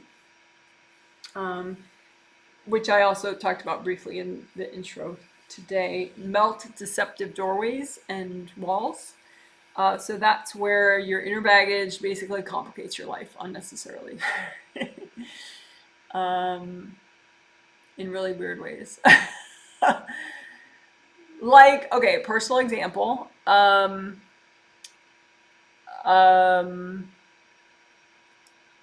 My birth mother, which I only have one mother, but we don't get along at all, and I have no communication with her, so I call her my birth mother. Just so you know. TMI perhaps, but just wanted to explain to you, it's not like I'm an adopted child, and that's why I have that expression, birth mother. But anyway, so my mother or my birth mother, however. But when I was growing up, she was very fixated on written communication, and so, like, for example, when I was 8 years old, we had to write in school. We were told that we had to write, it had to be about a page to a page and a half long. We had to write about farm implements of American settlers, like, you know, early American farmers. What farm implements did they use? And, you know, we had information in our book that told us, you know, their farm implements. And so we just had to like, turn it into, you know, a couple paragraphs on a piece of paper, you know, because it was a writing exercise, writing and reading comprehension exercise, right? So I wrote, you know, the homework. I did the homework, but my birth mother wanted to see it. And so she looked at it and she sort of went nuts with her red pen and corrected it and fixed it. And she ended up writing, I think it was like 35 pages, like literally, with illustrations about early American farm implements. And she made me copy that in my own handwriting and hand it in as my own work. And I was 8 years old. So obviously, you know, something's really going on there. But anyway, so if I don't clear all the baggage from that experience, which was not a fun time at all, then I have this weird bunch of walls and doorways in front of me every time I'm trying to do written communication. And I'm thinking like, it's like you're trying to pass through a doorway that's impossible, you know? And so it could make me, you know, really overly perfectionist about completing tasks. and projects, especially written ones, but just in general, right? So it's just an example which the angels picked out for me to say. Uh, Maybe a little extreme, but yeah, that's how that stuff works.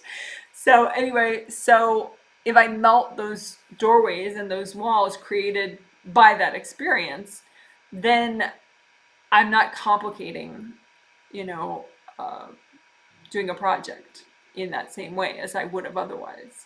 So that's the idea. But you don't have to know what happened to you and when. You just imagine these, what I call deceptive doorways and walls, and you melt them with cold light.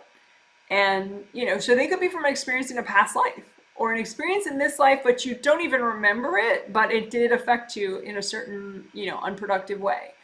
So anyway, that's the idea. So that was explaining. The angels like to embarrass me.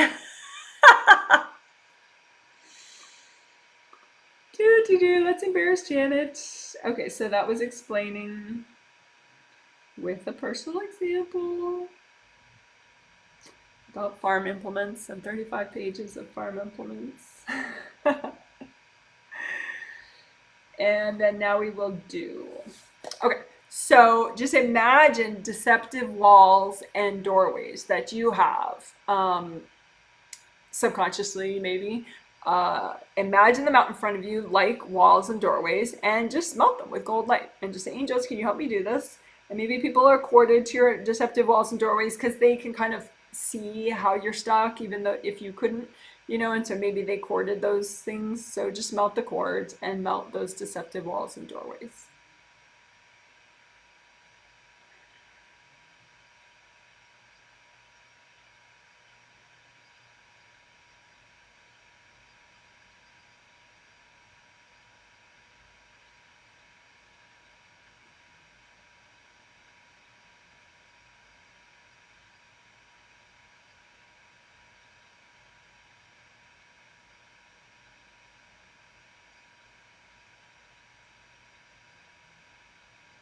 And go ahead and put some more deceptive doorways and walls out in front of you, and go ahead and melt those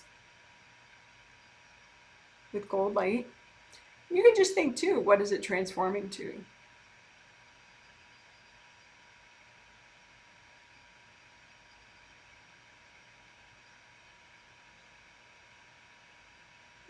So I'll read an example of somebody that I'm healing and what that transformed to for them, and then we'll do that one more time. So one of the people I'm healing, for her, these deceptive walls and doorways, most of them were from past lives, actually. Some of them that she just melted had to do with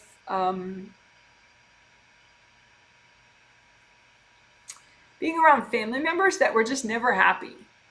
And she's had past lives. I mean, she has that now to some extent, but she had that in past lives more. And in those past lives, she felt really like she wanted them to be happy. And it was like she was holding her breath for everyone around her to be happy. And she felt like really sad that they were not happy. Like it really, like she couldn't be happy because they weren't happy. And so it just really, she soaked up all their emotion and all their mental turmoil, in those lives especially. So she melted the deceptive walls and doorways that were created by that, and now it's more like it's easier for her to feel the difference between her feelings and the feelings of someone around her that she cares about. So that it's not such a given that if the person next to her is sad, she's sad, and if the person next to her is frustrated, she's frustrated. It's more like, the people next to her are like irritable and anxious, and she's a little more like just feeling good. I mean, she's not going to rub it in their faces or anything, but but she's not sponging up their their pain as much. So that's nice. All right. So let's do that one more time. Just melt deceptive doorways and walls. So that's where your inner baggage is just complicating things in your life a lot and making it seem like, in order to move forward, you have to either, jump over that wall or drag the wall in front of you or, pass through the doorway. It just gives you like these impossible task kind of feelings. So just line up your deceptive doorways and walls and just melt them with gold light. You can say, angels, can you help me melt these?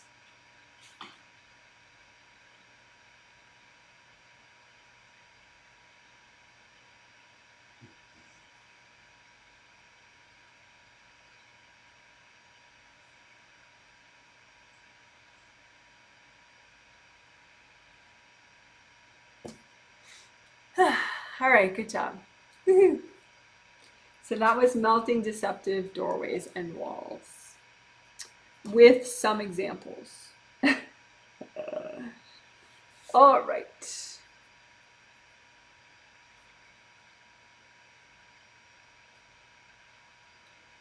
Proactive clearing for 2023. Proactive clearing is always cool. You could always do it any time of year, like proactively clear like energy blocks that are going to trigger in the next 6 months or something. I have videos on that actually. If you search Janet Wright, proactive clearing next 6 months, the number 6, you'll find probably 2 different videos on that. Maybe one standalone video that's shorter and then one like long live stream where we did that. But anyway, so we'll do that first, like a just sort of a basic proactive clearing concept where what it is you don't have to know exactly what's going to happen in your life in the next year. You can sort of use your future intuition and pick out the energy blocks that are likely to be triggered, that you already have, that are likely to be triggered in the next 6 months, and then clear them. Just to the extent that's healthy and gentle, but you can keep doing it over time too. Like work more in your sleep on it too, even with your angels. So let's do that first. That was explaining, but this is doing now. We'll do the simple way.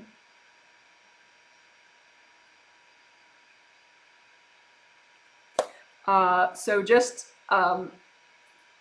we'll do next 6 months. Let's just do next 6 months for now. We'll see what the angels say about 12 months. They're kind of iffy about that. So just, okay, next 6 months, what is that? Through late June, right? Of 2023 in this case. So just put out copies of your energy blocks that are healthy and gentle to clear that are likely to trigger in the next 6 months. And then you can blow them up or you can melt them with gold light. And melt away cords going into them from other people.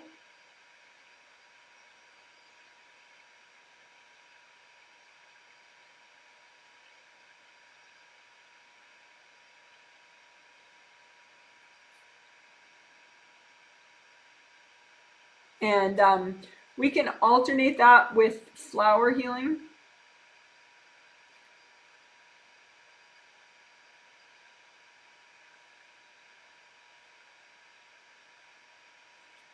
We can do we did a flower healing that 2 days ago, a little bit like this, where, okay, your 7th, your 4th, and your 1st, that's kind of like, a lot of coolness if you do help all of those 3 chakras, your 7th, your 4th, and your 1st. So 7th, a positive quality of your 7th chakra is confidence. 4th chakra, there are many positive, wonderful qualities, but one of them is motivation. And 1st chakra, one of the positive qualities that is generated by your 1st chakra is courage. So confidence, motivation, courage. So you can just make energy healing flowers out of universal healing energy set to a vibration that's going to nourish your confidence, motivation, and courage. And just give it to yourself. And then one more time, make a lot of energy healing flowers out of universal healing energy. So they'll be like rainbow colors or gold or both. And just say, angels, can you heal my flowers? Can you check my flowers? And just make these flowers so that they nourish your confidence, your motivation, and your courage.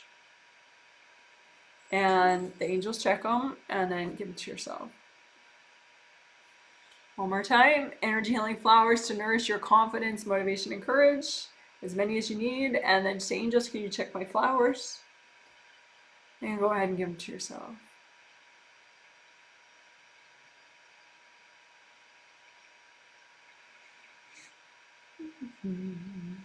And again, you can, let's do another of that simple form of clearing where you just look at, for the next 6 months, what are the energy blocks that are likely to be triggered that are good to clear right now, healthy and gentle to clear right now, and just make piles of them out in front of you.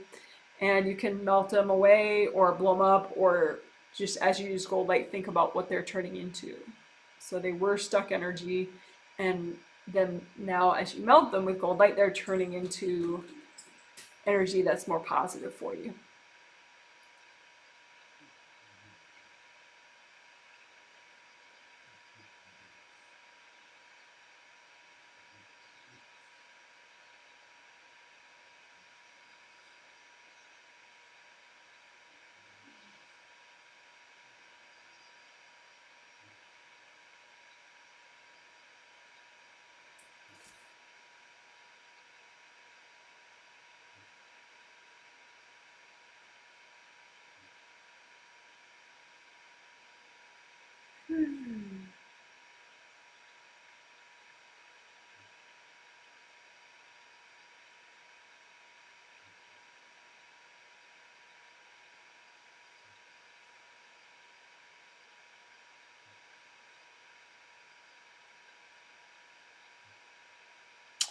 Okay, so that was a simple clearing, and it was for 6 months. The angels do kind of like that, because I keep like nudging, like, can't we do a simple clearing for 12 months at a time? But they're kind of like, maybe a little bit, like it may put people a little bit too much in the future. Like if you feel advanced, and like if you're in all chakras all the time, you could do it. But for everybody to do it, it might put some people in the future to think about, okay, over the next 12 months, what's likely to be triggered, and declare it. You may kind of get caught up fixating on what's going to happen in 7 months or 8 months or 9 months. So the point is to be here now, and just clear a little extra so that as you go through time, it's just easier. So anyway, that was a simple clearing for the next 6 months, plus flower healing for confidence, motivation, and courage. I'm going to look at a sample person.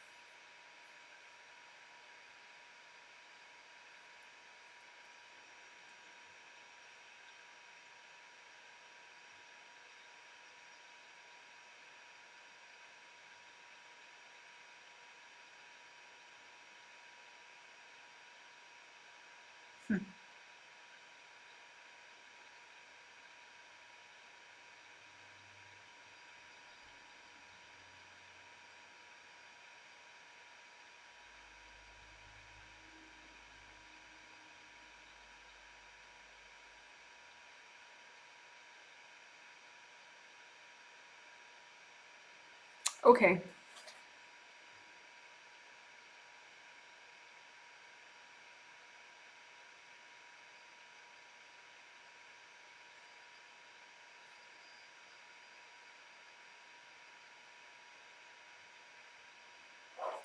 The angels were showing me, as far as like, proactive work to help the next year. The angels were pointing out the difference between unhealthy goals and healthy goals. And they were pointing out the sample person that I'm healing, one of the people I'm healing, and she is a teenager. And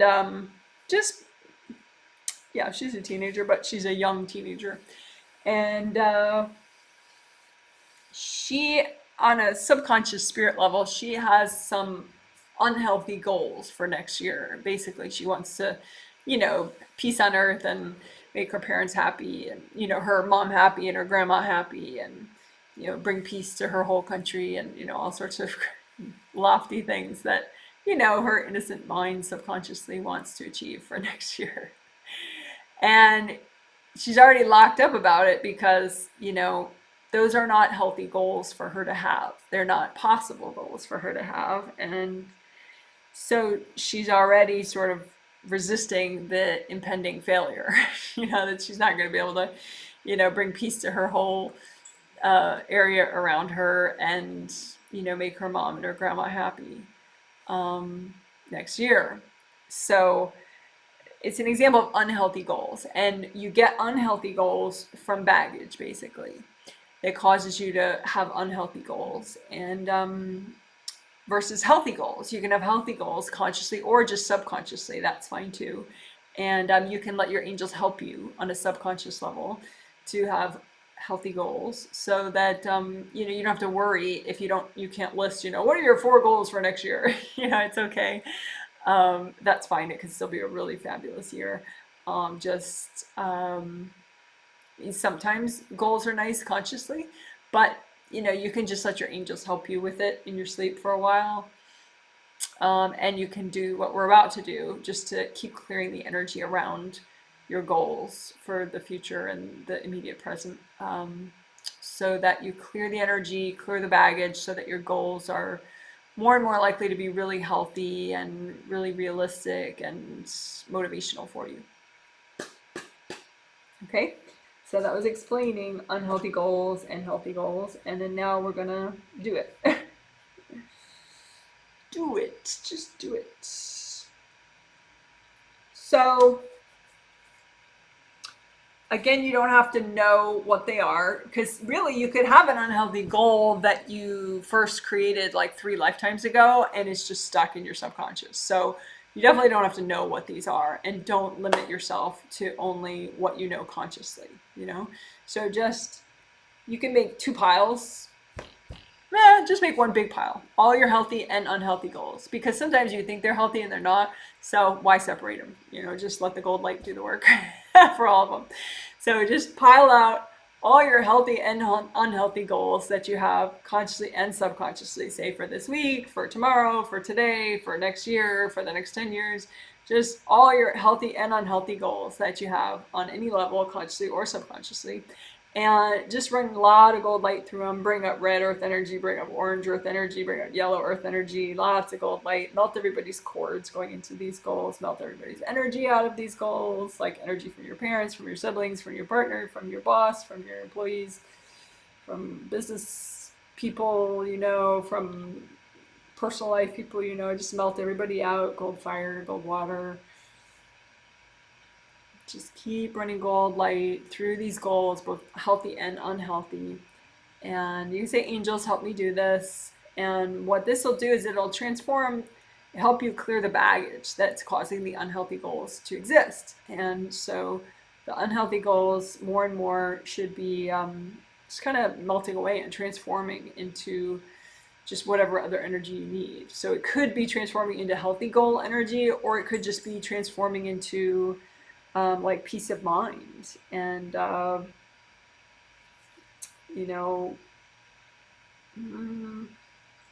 like a little bit more gratitude and positive thinking, or it could translate into having more energy then to devote to a healthy goal that you have. So now that you've done a little bit of that work on all the goals, you can go ahead and let your angels sort out for you 2 piles. So healthy goals and unhealthy goals. And say, angels, can you check them and sort them out for me? And then you can see, how big is your unhealthy goal pile and how big is your healthy goal pile. And they don't need to be big in order to be good, but just get a sense of your unhealthy goal pile and your healthy goal pile, that according to your angels when they sorted them out for you. And again, go ahead and run gold light through both of them. Your unhealthy goal pile and your healthy goal pile. You can say, angels, help me with my goals.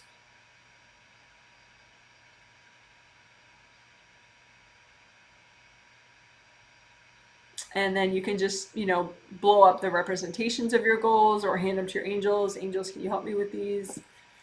And blow up if there are any leftover unhealthy goals, you can just blow them up or hand them to your angels.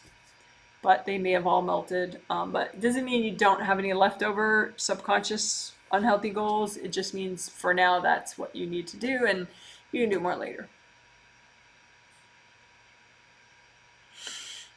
Okay, good job, good job.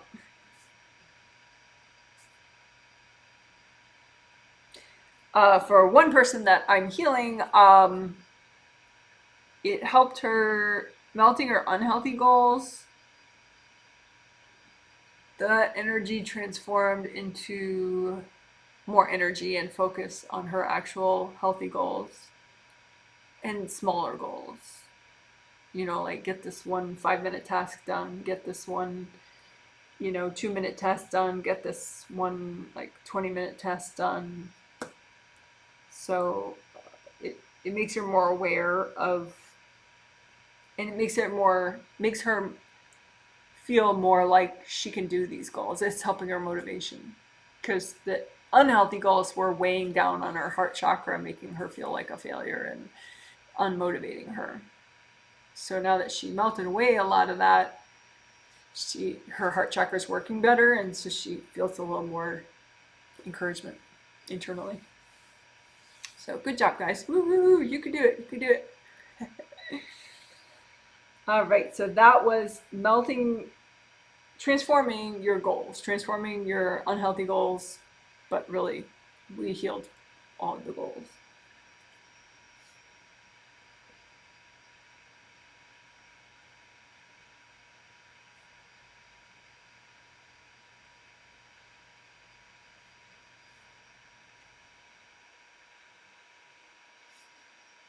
Okay, good job.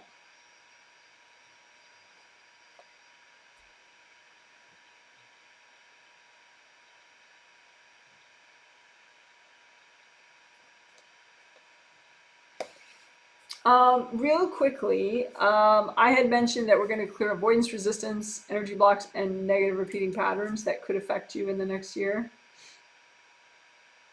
We could do that.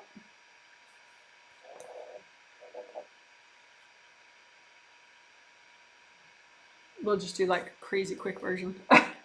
So make a big gold blanket out in front of you, and put on it anything you're avoiding and any energy blocks that cause you to avoid, any energy blocks that cause you to have a habit of avoidance, any energy blocks that cause you to resist things, any energy blocks in general for the next year that you're ready to clear, that are healthy and gentle, any energy blocks that may cause you to repeat negative patterns in the next year.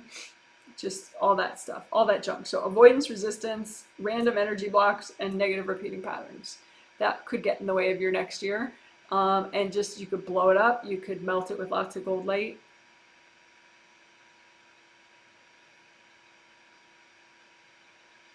And melt people's cords going into them if there are any.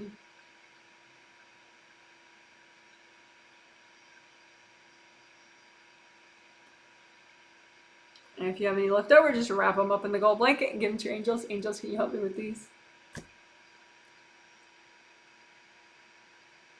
See that one more time. Big gold blanket out in front of you. Go ahead and make one.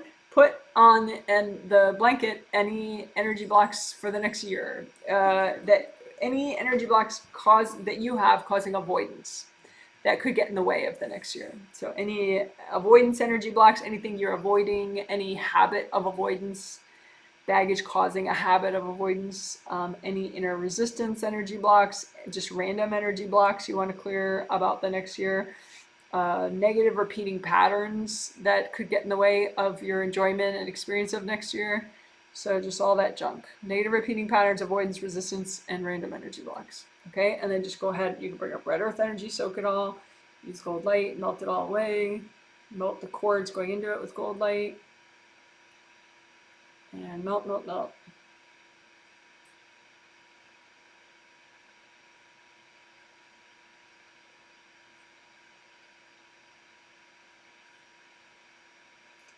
And If you have any left over, just wrap it up in the gold blanket. Give it to your angels. Angels, can you help me with these?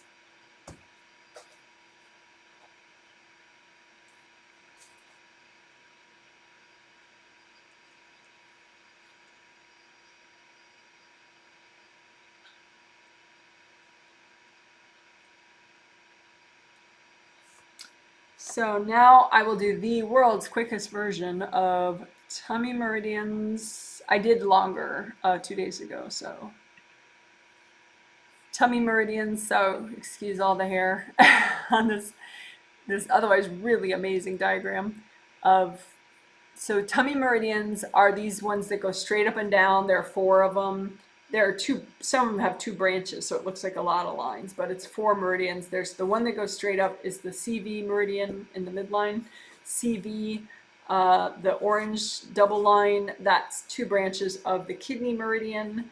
The dark green double set of lines going upward, that's the stomach meridian. The purple straight lines that flows downward, that's called the spleen meridian. These are traditional Chinese medicine meridians in the physical body. The dots on those lines, except for the white dots, you can ignore that, but the other dots on these meridians, those are representing acupuncture points or little chakras within the meridians that keep the energy flowing. And they're chakras, so they have that cylinder shape, round open cylinder, not gold and white though. Ideally, all the body stuff is red, so the energy, life force flowing in there, the energy centers themselves.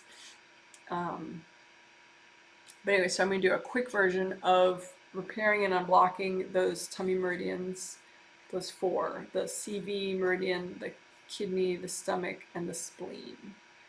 And then also I'm going to unblock the shoulders, inside the shoulders and inside the hips, and the aura. All your auras are immediately around your shoulders and your hips. I'm going to unblock that too. And unblock your auras immediately in front of all your tummy meridians. Okay, so it'll be very quick. So you can just imagine a copy of yourself however you want, and you can keep rotating your copy as you need to. So I'll tell you what I'm doing, but you can do it at your own pace. But I'm unblocking around the shoulders and around the hips.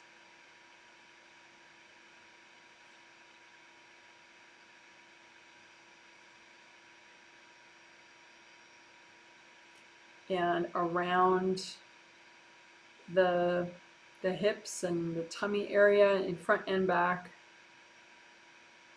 of the body.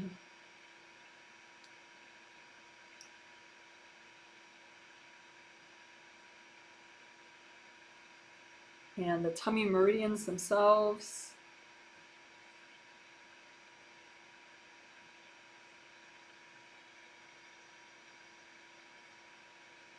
There is a video playlist. There's a 1-minute video on each of these meridians that shows all the points and how they travel in the body and the energy flow direction and all that. I didn't make those videos, but I link them below in the comment section. I call them like the 12 TCM meridians playlist, something like that. But anyway, I'm healing the tummy meridians right now, unblocking them.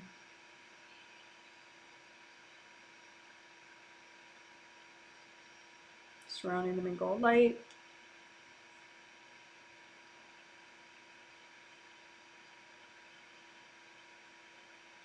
I'm doing the spleen meridian, the purple lines there.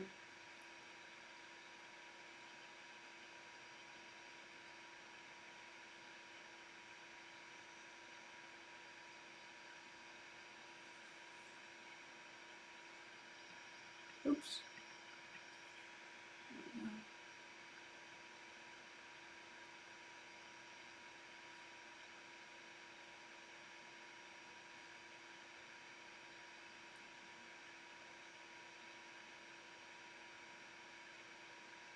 And then the other meridians.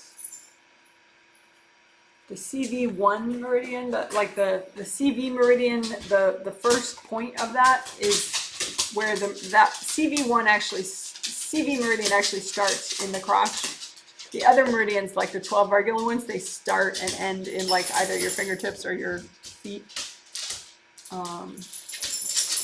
But the CV meridian starts in your crotch. So that first energy center is at the start of that CV meridian, right in your crotch.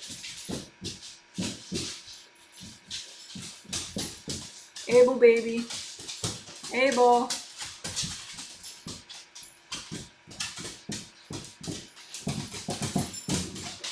I gotta go comfort my dog for a sec.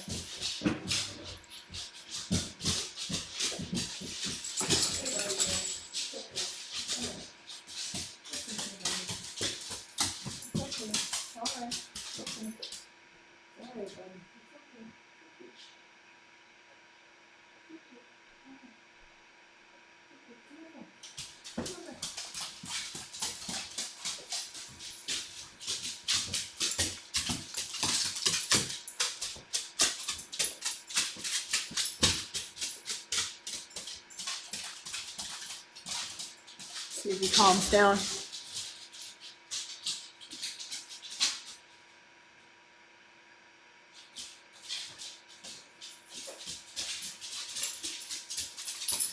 There you go, that's my boy. That's my good boy.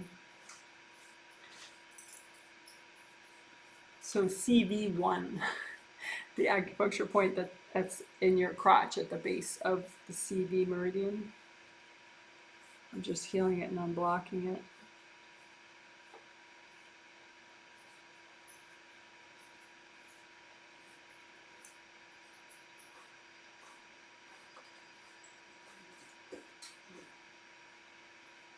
And when you're doing these meridians, it's important to have the intention. I mean, you can always have this intention, but especially with body stuff, that you want to do what's healthy and gentle to do right now.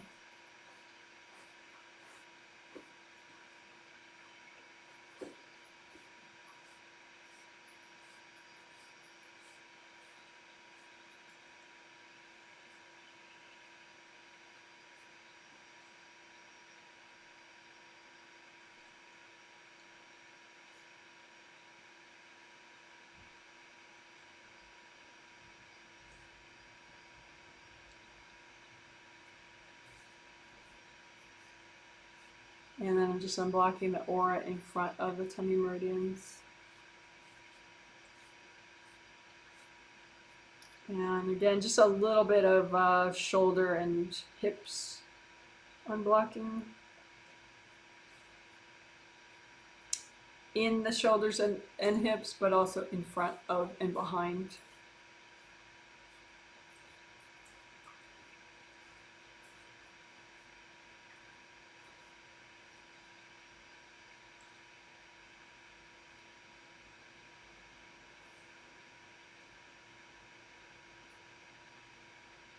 And then just a little bit of chakra alignment.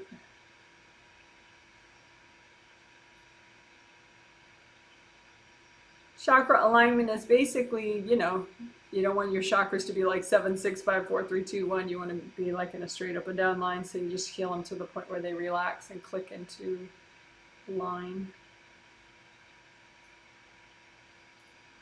And then magnetic alignment is the alignment of the magnetic fields around these major chakras. So you just use like a wider band of gold light just in case one of the magnetic fields is out of whack and over to one side.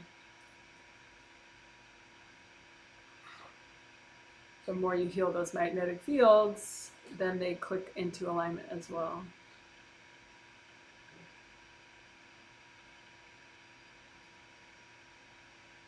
All right, cool. So that was tummy meridians, hips and shoulders, just mixed in back and forth, and then some quick chakra alignment.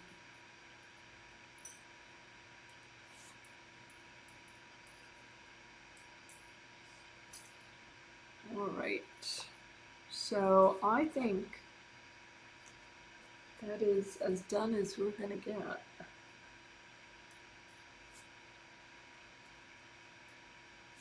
So just redo your grounding. Let me get this. Get rid of that. Redo your grounding. Red or orange or yellow.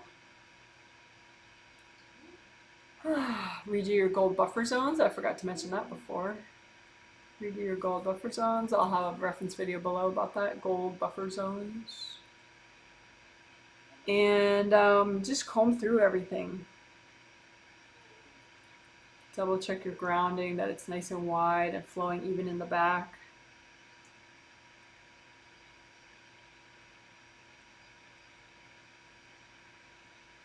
And you can just say, angels, can you give me a healing? And you know, your angels are always trying to help you. So they're going to be doing their best to help you all through next year, every single day, every single minute. You can just remind yourself, hey, you know, I have angels. My angels can help me. You know, so as I go through this transition into next year, you know, I have my angels, so I'm okay. I can let my angels heal and guide me and protect me. All right, good job. You did it. Woo, woo, woo. That's a healing. All right. So we probably went kind of long, so I don't know how many questions I'm going to be able to do.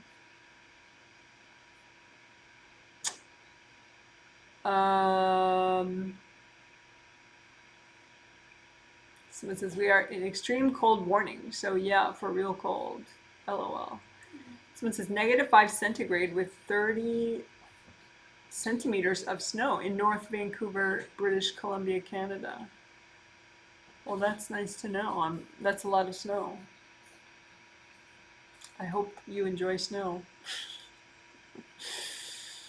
Someone says, I thought Indy was because of the hippie colors. Nope. Indy is for independence. Someone says, hi, Janet. You mentioned your name.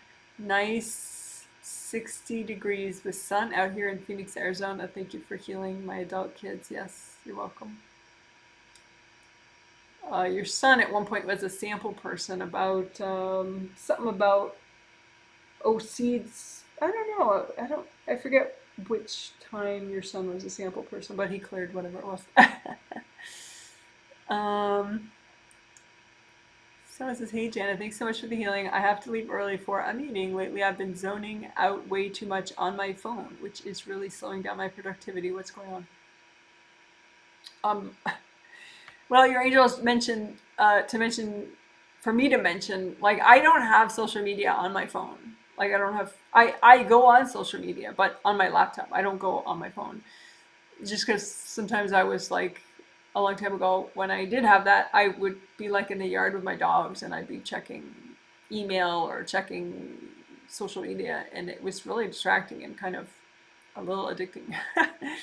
So I still go on social media, probably too much, you know, on Twitter, but by taking it off my cell phone, it seemed to help quite a bit. So I don't know if you need to maybe not have those apps on your cell phone, or just give yourself a rule where you don't look on those apps on your phone, you know, during work hours or during certain hours of your day or certain days of the week or something. But you know, you can give yourself little rules or try to figure out how your brain works with that, because it's easy to get into compulsive patterns sometimes.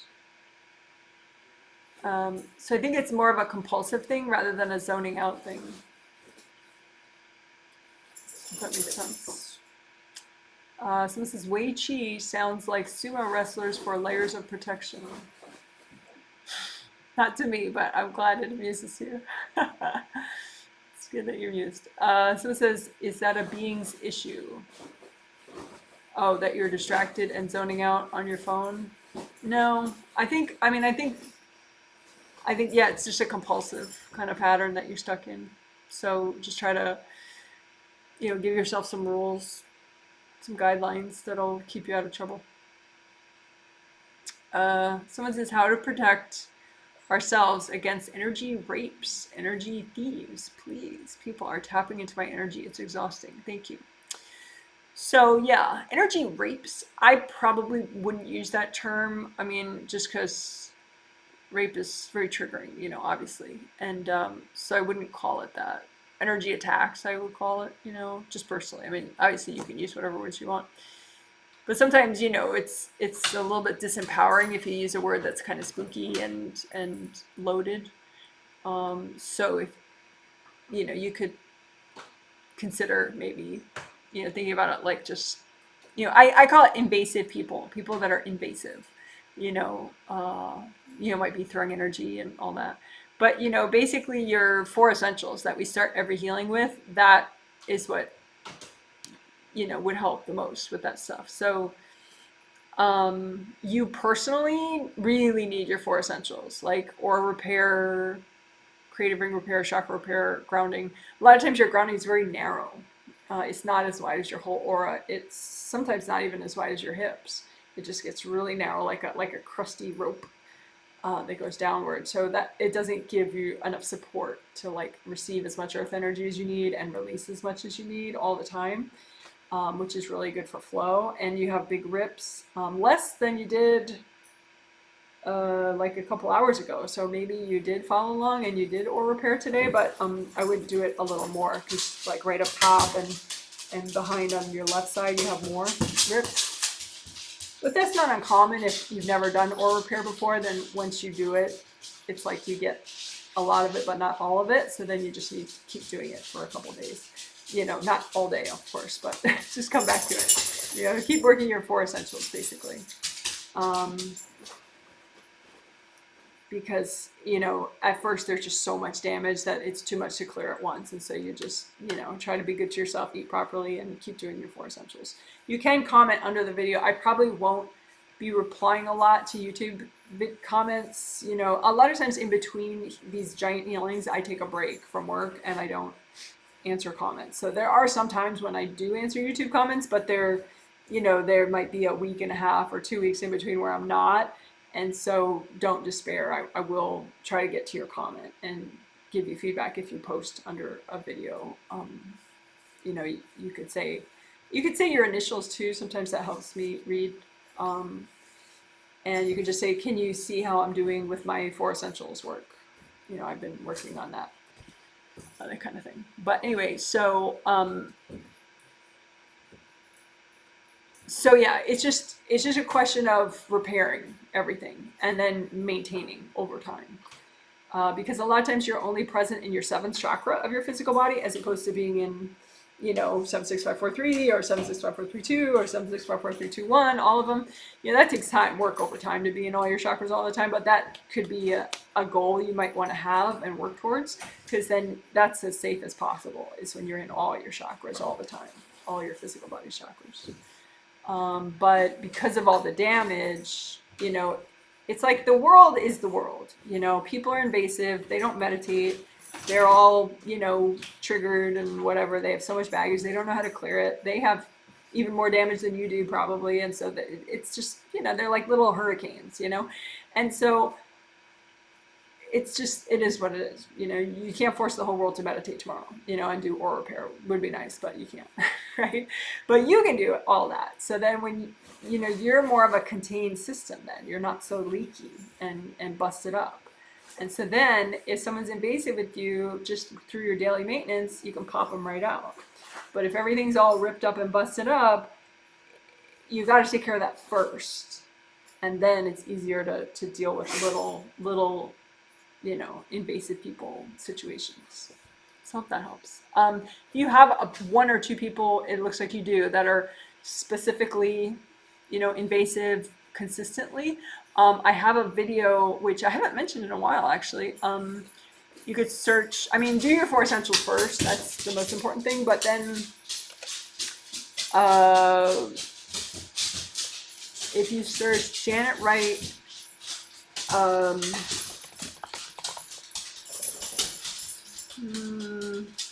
gonna forget what it's called, that video. I used to say it all the time.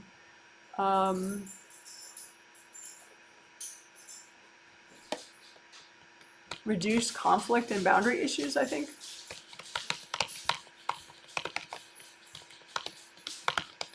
So Janet Wright, reduce conflict, boundary issues. If you search that, the video should come up. And basically it's a way, it's a technique and strategy of, once you get your stuff taken care of, if someone is still throwing energy at you all the time, you can talk to them, communicate with them in a way that the angels are assisting, and it's very respectful and non-manipulative, but it helps them to work with their angels more, and so then they're more likely to leave you alone, basically. Not forever, but then, you do it every now and then with that person. When you notice they're, attacking you again, you just remind them about their angels, and then they go off and work with their angels for a while. Because when you remind them telepathically, people are more likely to understand versus consciously. They're more evolved on that level. So anyway, I hope that helps. So 4 essentials, and then you can look at that video, Janet Wright, Reduce Conflict Boundary Issues. I remember the name of it finally. Okay, someone says 17 degrees in Australia, 3 a.m. summer, yes. Well, nice to know. That's cool.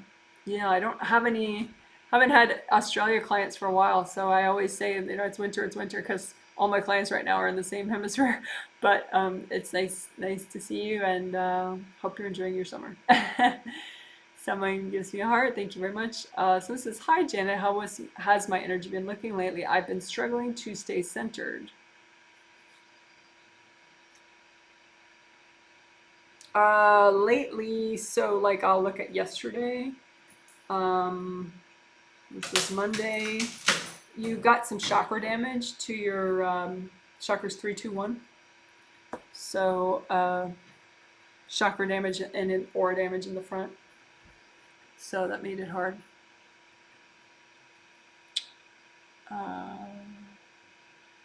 Yeah, your ex. So it seems like, you could do that reduce conflict boundary issues type stuff with him, just to remind him to work with his angels. And that way he could whack you less frequently. So you'd have to repair everything less frequently.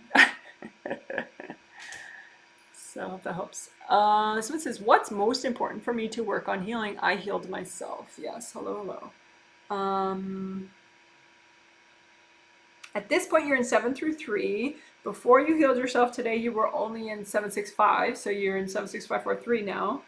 So you're more present.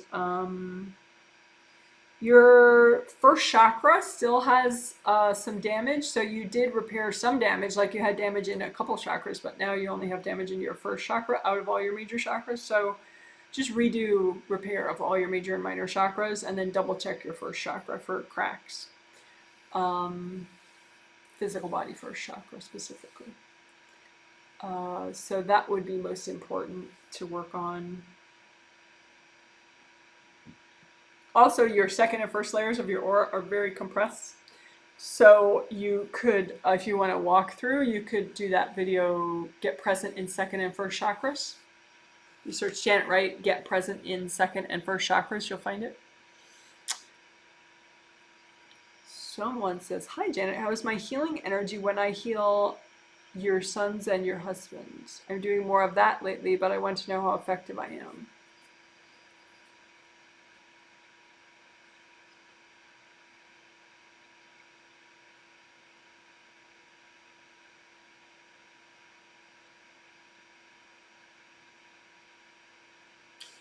Yeah, I think it's working, but I think you're getting a little confused between how much you want them to clear and how much they're ready to clear at this time.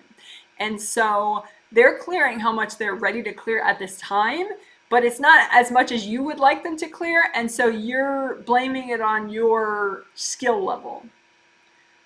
But I think, just remind yourself that what they're ready to do is what they're ready to do. And there could be some wiggle room on that. Like, say there could be a technique that you could do that could inspire them to heal more, like how we vary it up and we do, flower healing plus we do clearing, and we do more flower healing and we do more clearing. Like, for example, maybe a tricolor soak might cause them to be motivated to clear even more. So you could help them clear and then do a tricolor soak with them, earth energy soak, and then help them clear a little more. But I think what you're doing is effective. It's just that, they don't have as big an appetite to clear when you're working with them. as you would like.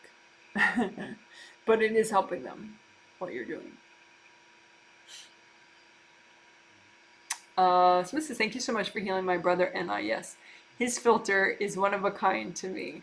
I thought about the relationship he has with my husband. They bump heads a lot and it becomes a little comedy show. How did we do? Yeah, you and your brother.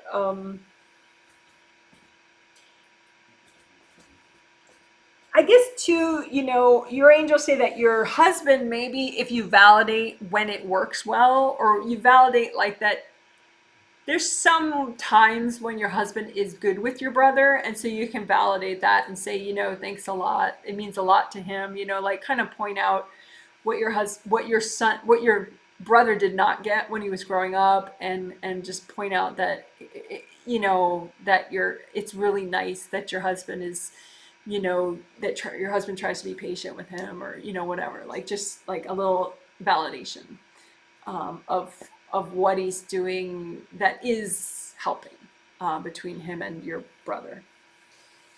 Um,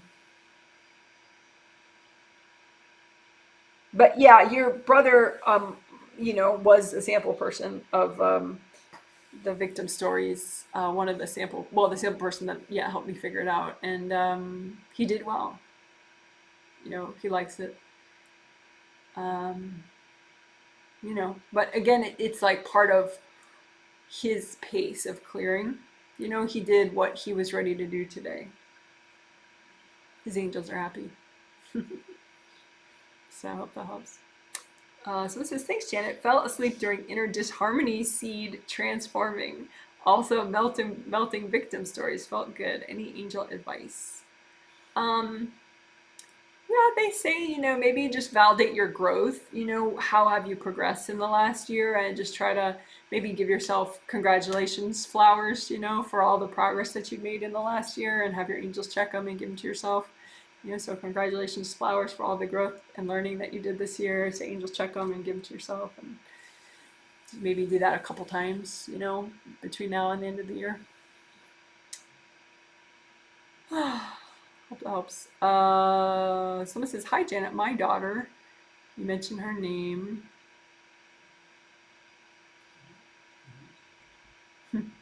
Has said twice recently she saw a green light at nighttime and she tries to cover her face. I told her to ask her angels to take it away. What do her angels think? I think the green light is her spirit guide. I don't think it's something invasive or anything.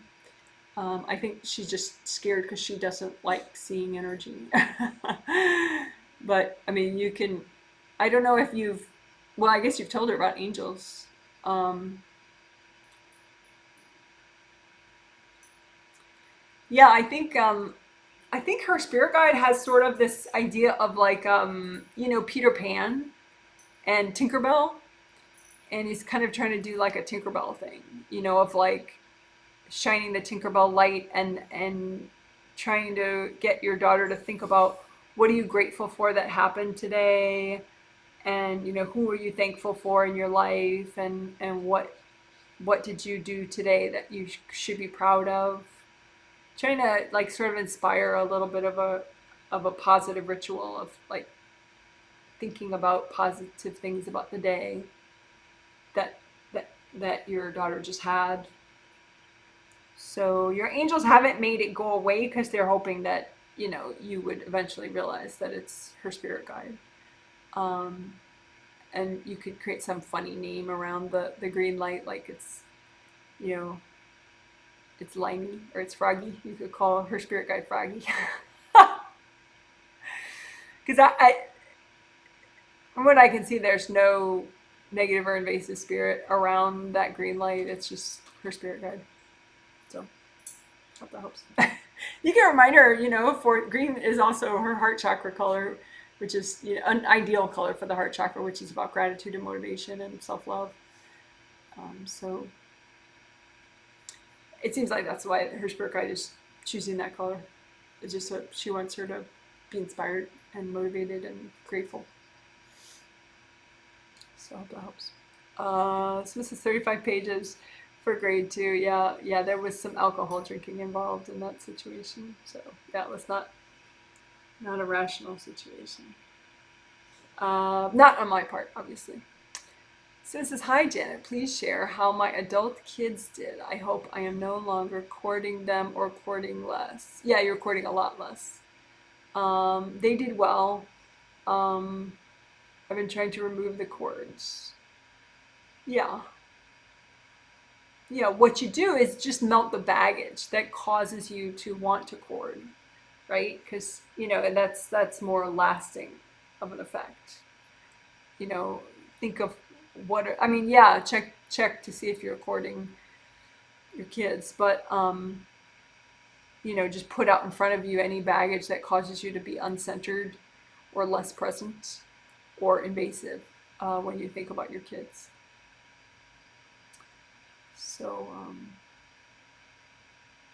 also you could practice park bench communication with your kids, because you're a little bit, because sometimes it happens when you're practicing, meditation and self-healing, you want to like look into your soul, so then you look at someone else and you still have that sort of look into your soul vibe, and they're kind of like, yeah, what are you doing? Like, not that you're being invasive, but that they don't really want you to be that super psychic when you look at them, So maybe watch those park bench videos I have. If you haven't seen them yet, search Janet Wright park bench communication. But if you have, just think about that when you communicate with them. Just kind of, you could even have like a beautiful painting that you just kind of look at when you're talking to them, just so it's kind of a little bit more relaxed, laid back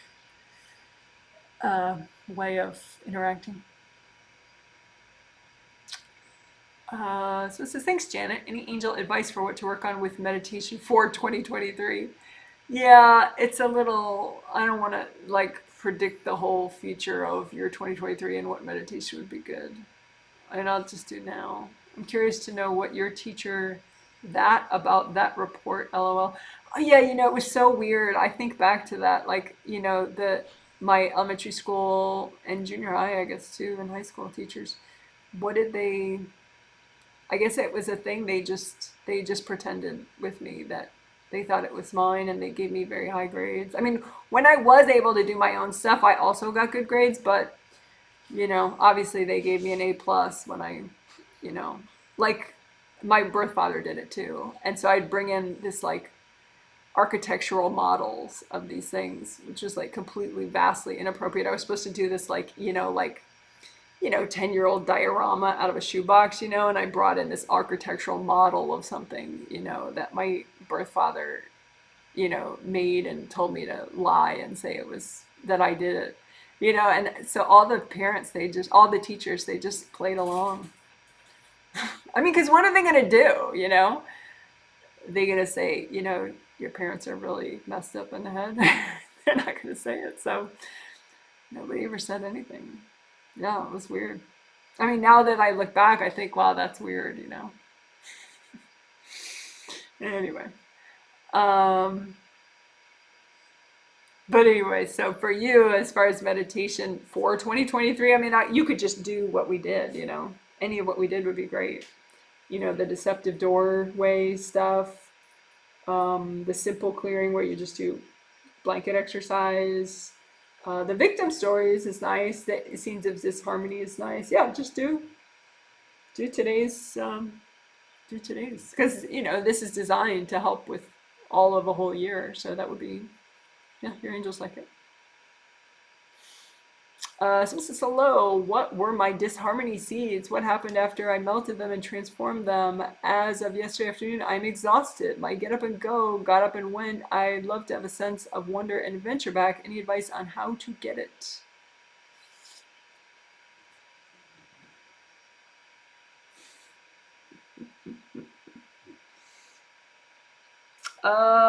Yeah, I wonder if you're still at that, like the whole living situation conflicts with, condo boards and yada yada, and building managers and whatever. It seems like something like that. And it's like if you imagine yourself on your spiritual path, you were like walking forward, and then there was this person that managed to like get on your path and just like kind of like flame throw this hole through your energy field a little bit on the left, front left. But yeah, so a lot of there was chakra damage and aura damage and creative ring damage. This is a significant strike, I would say. It was all at once. You know, some are like over time, but that one was just a big wham. I think you do something that really triggers them. Like you try to reset the energy of the building that you're living in versus just resetting the energy of your condo. You reset like the whole building and the parking area, parking lot and front lobby, and so yeah, you could stop that. Just have your angels clean up everything, because they'll only do what is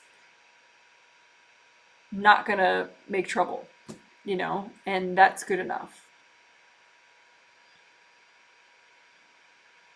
Because I think, yeah, so that's enough said about that. But yeah, so you got whacked. So now you still could use like a little bit more Wei Chi aura work in the front left.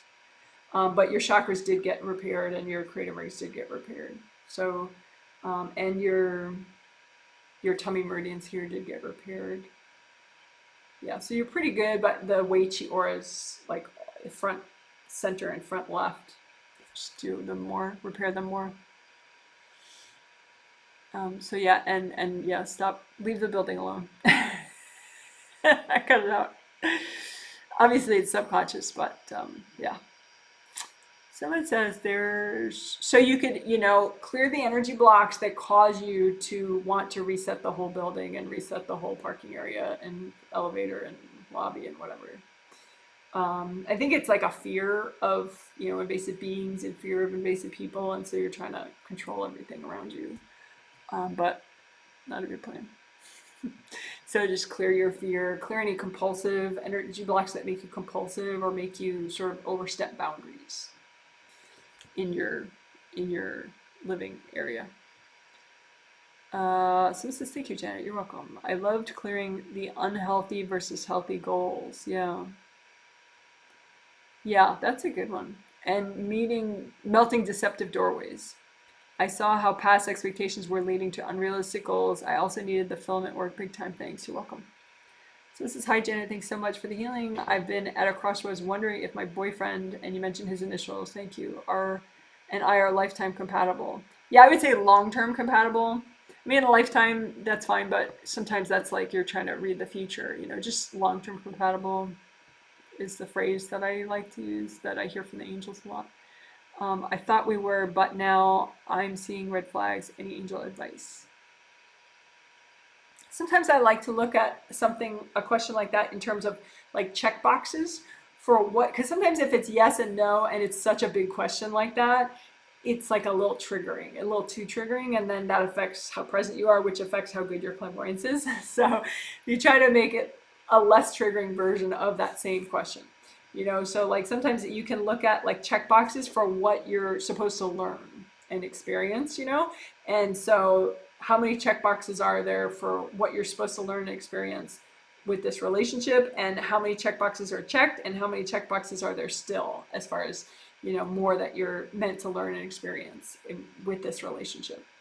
And then just go from there. Just go from like, okay, because if there's more check boxes, then there's more for you to learn and experience. So just work on learning and experiencing, you know, like maybe clear baggage or something so that you can learn faster if you feel you're not learning fast.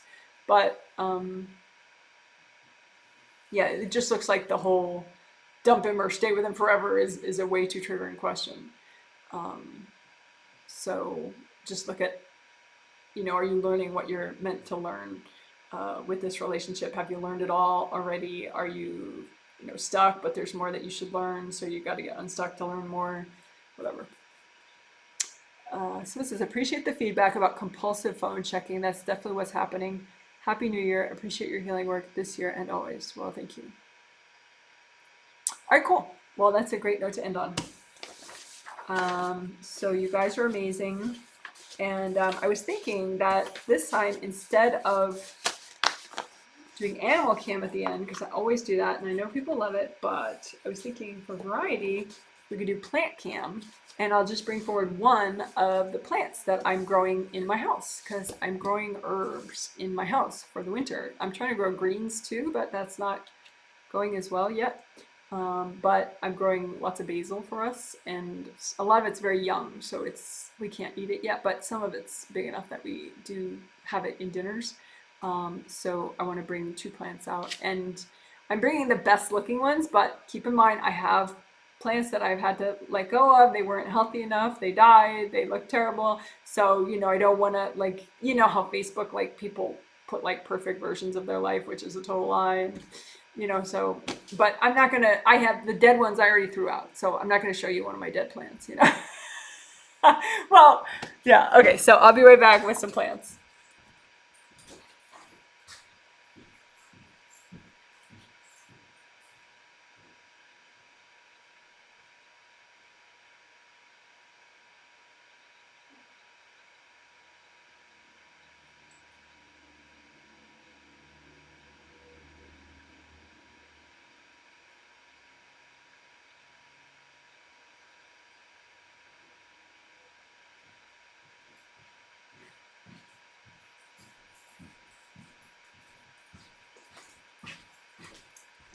Okay, so thank you for waiting. So I did bring one that is maybe not completely dead, but just to show something dead or half dead, so it's a little more realistic.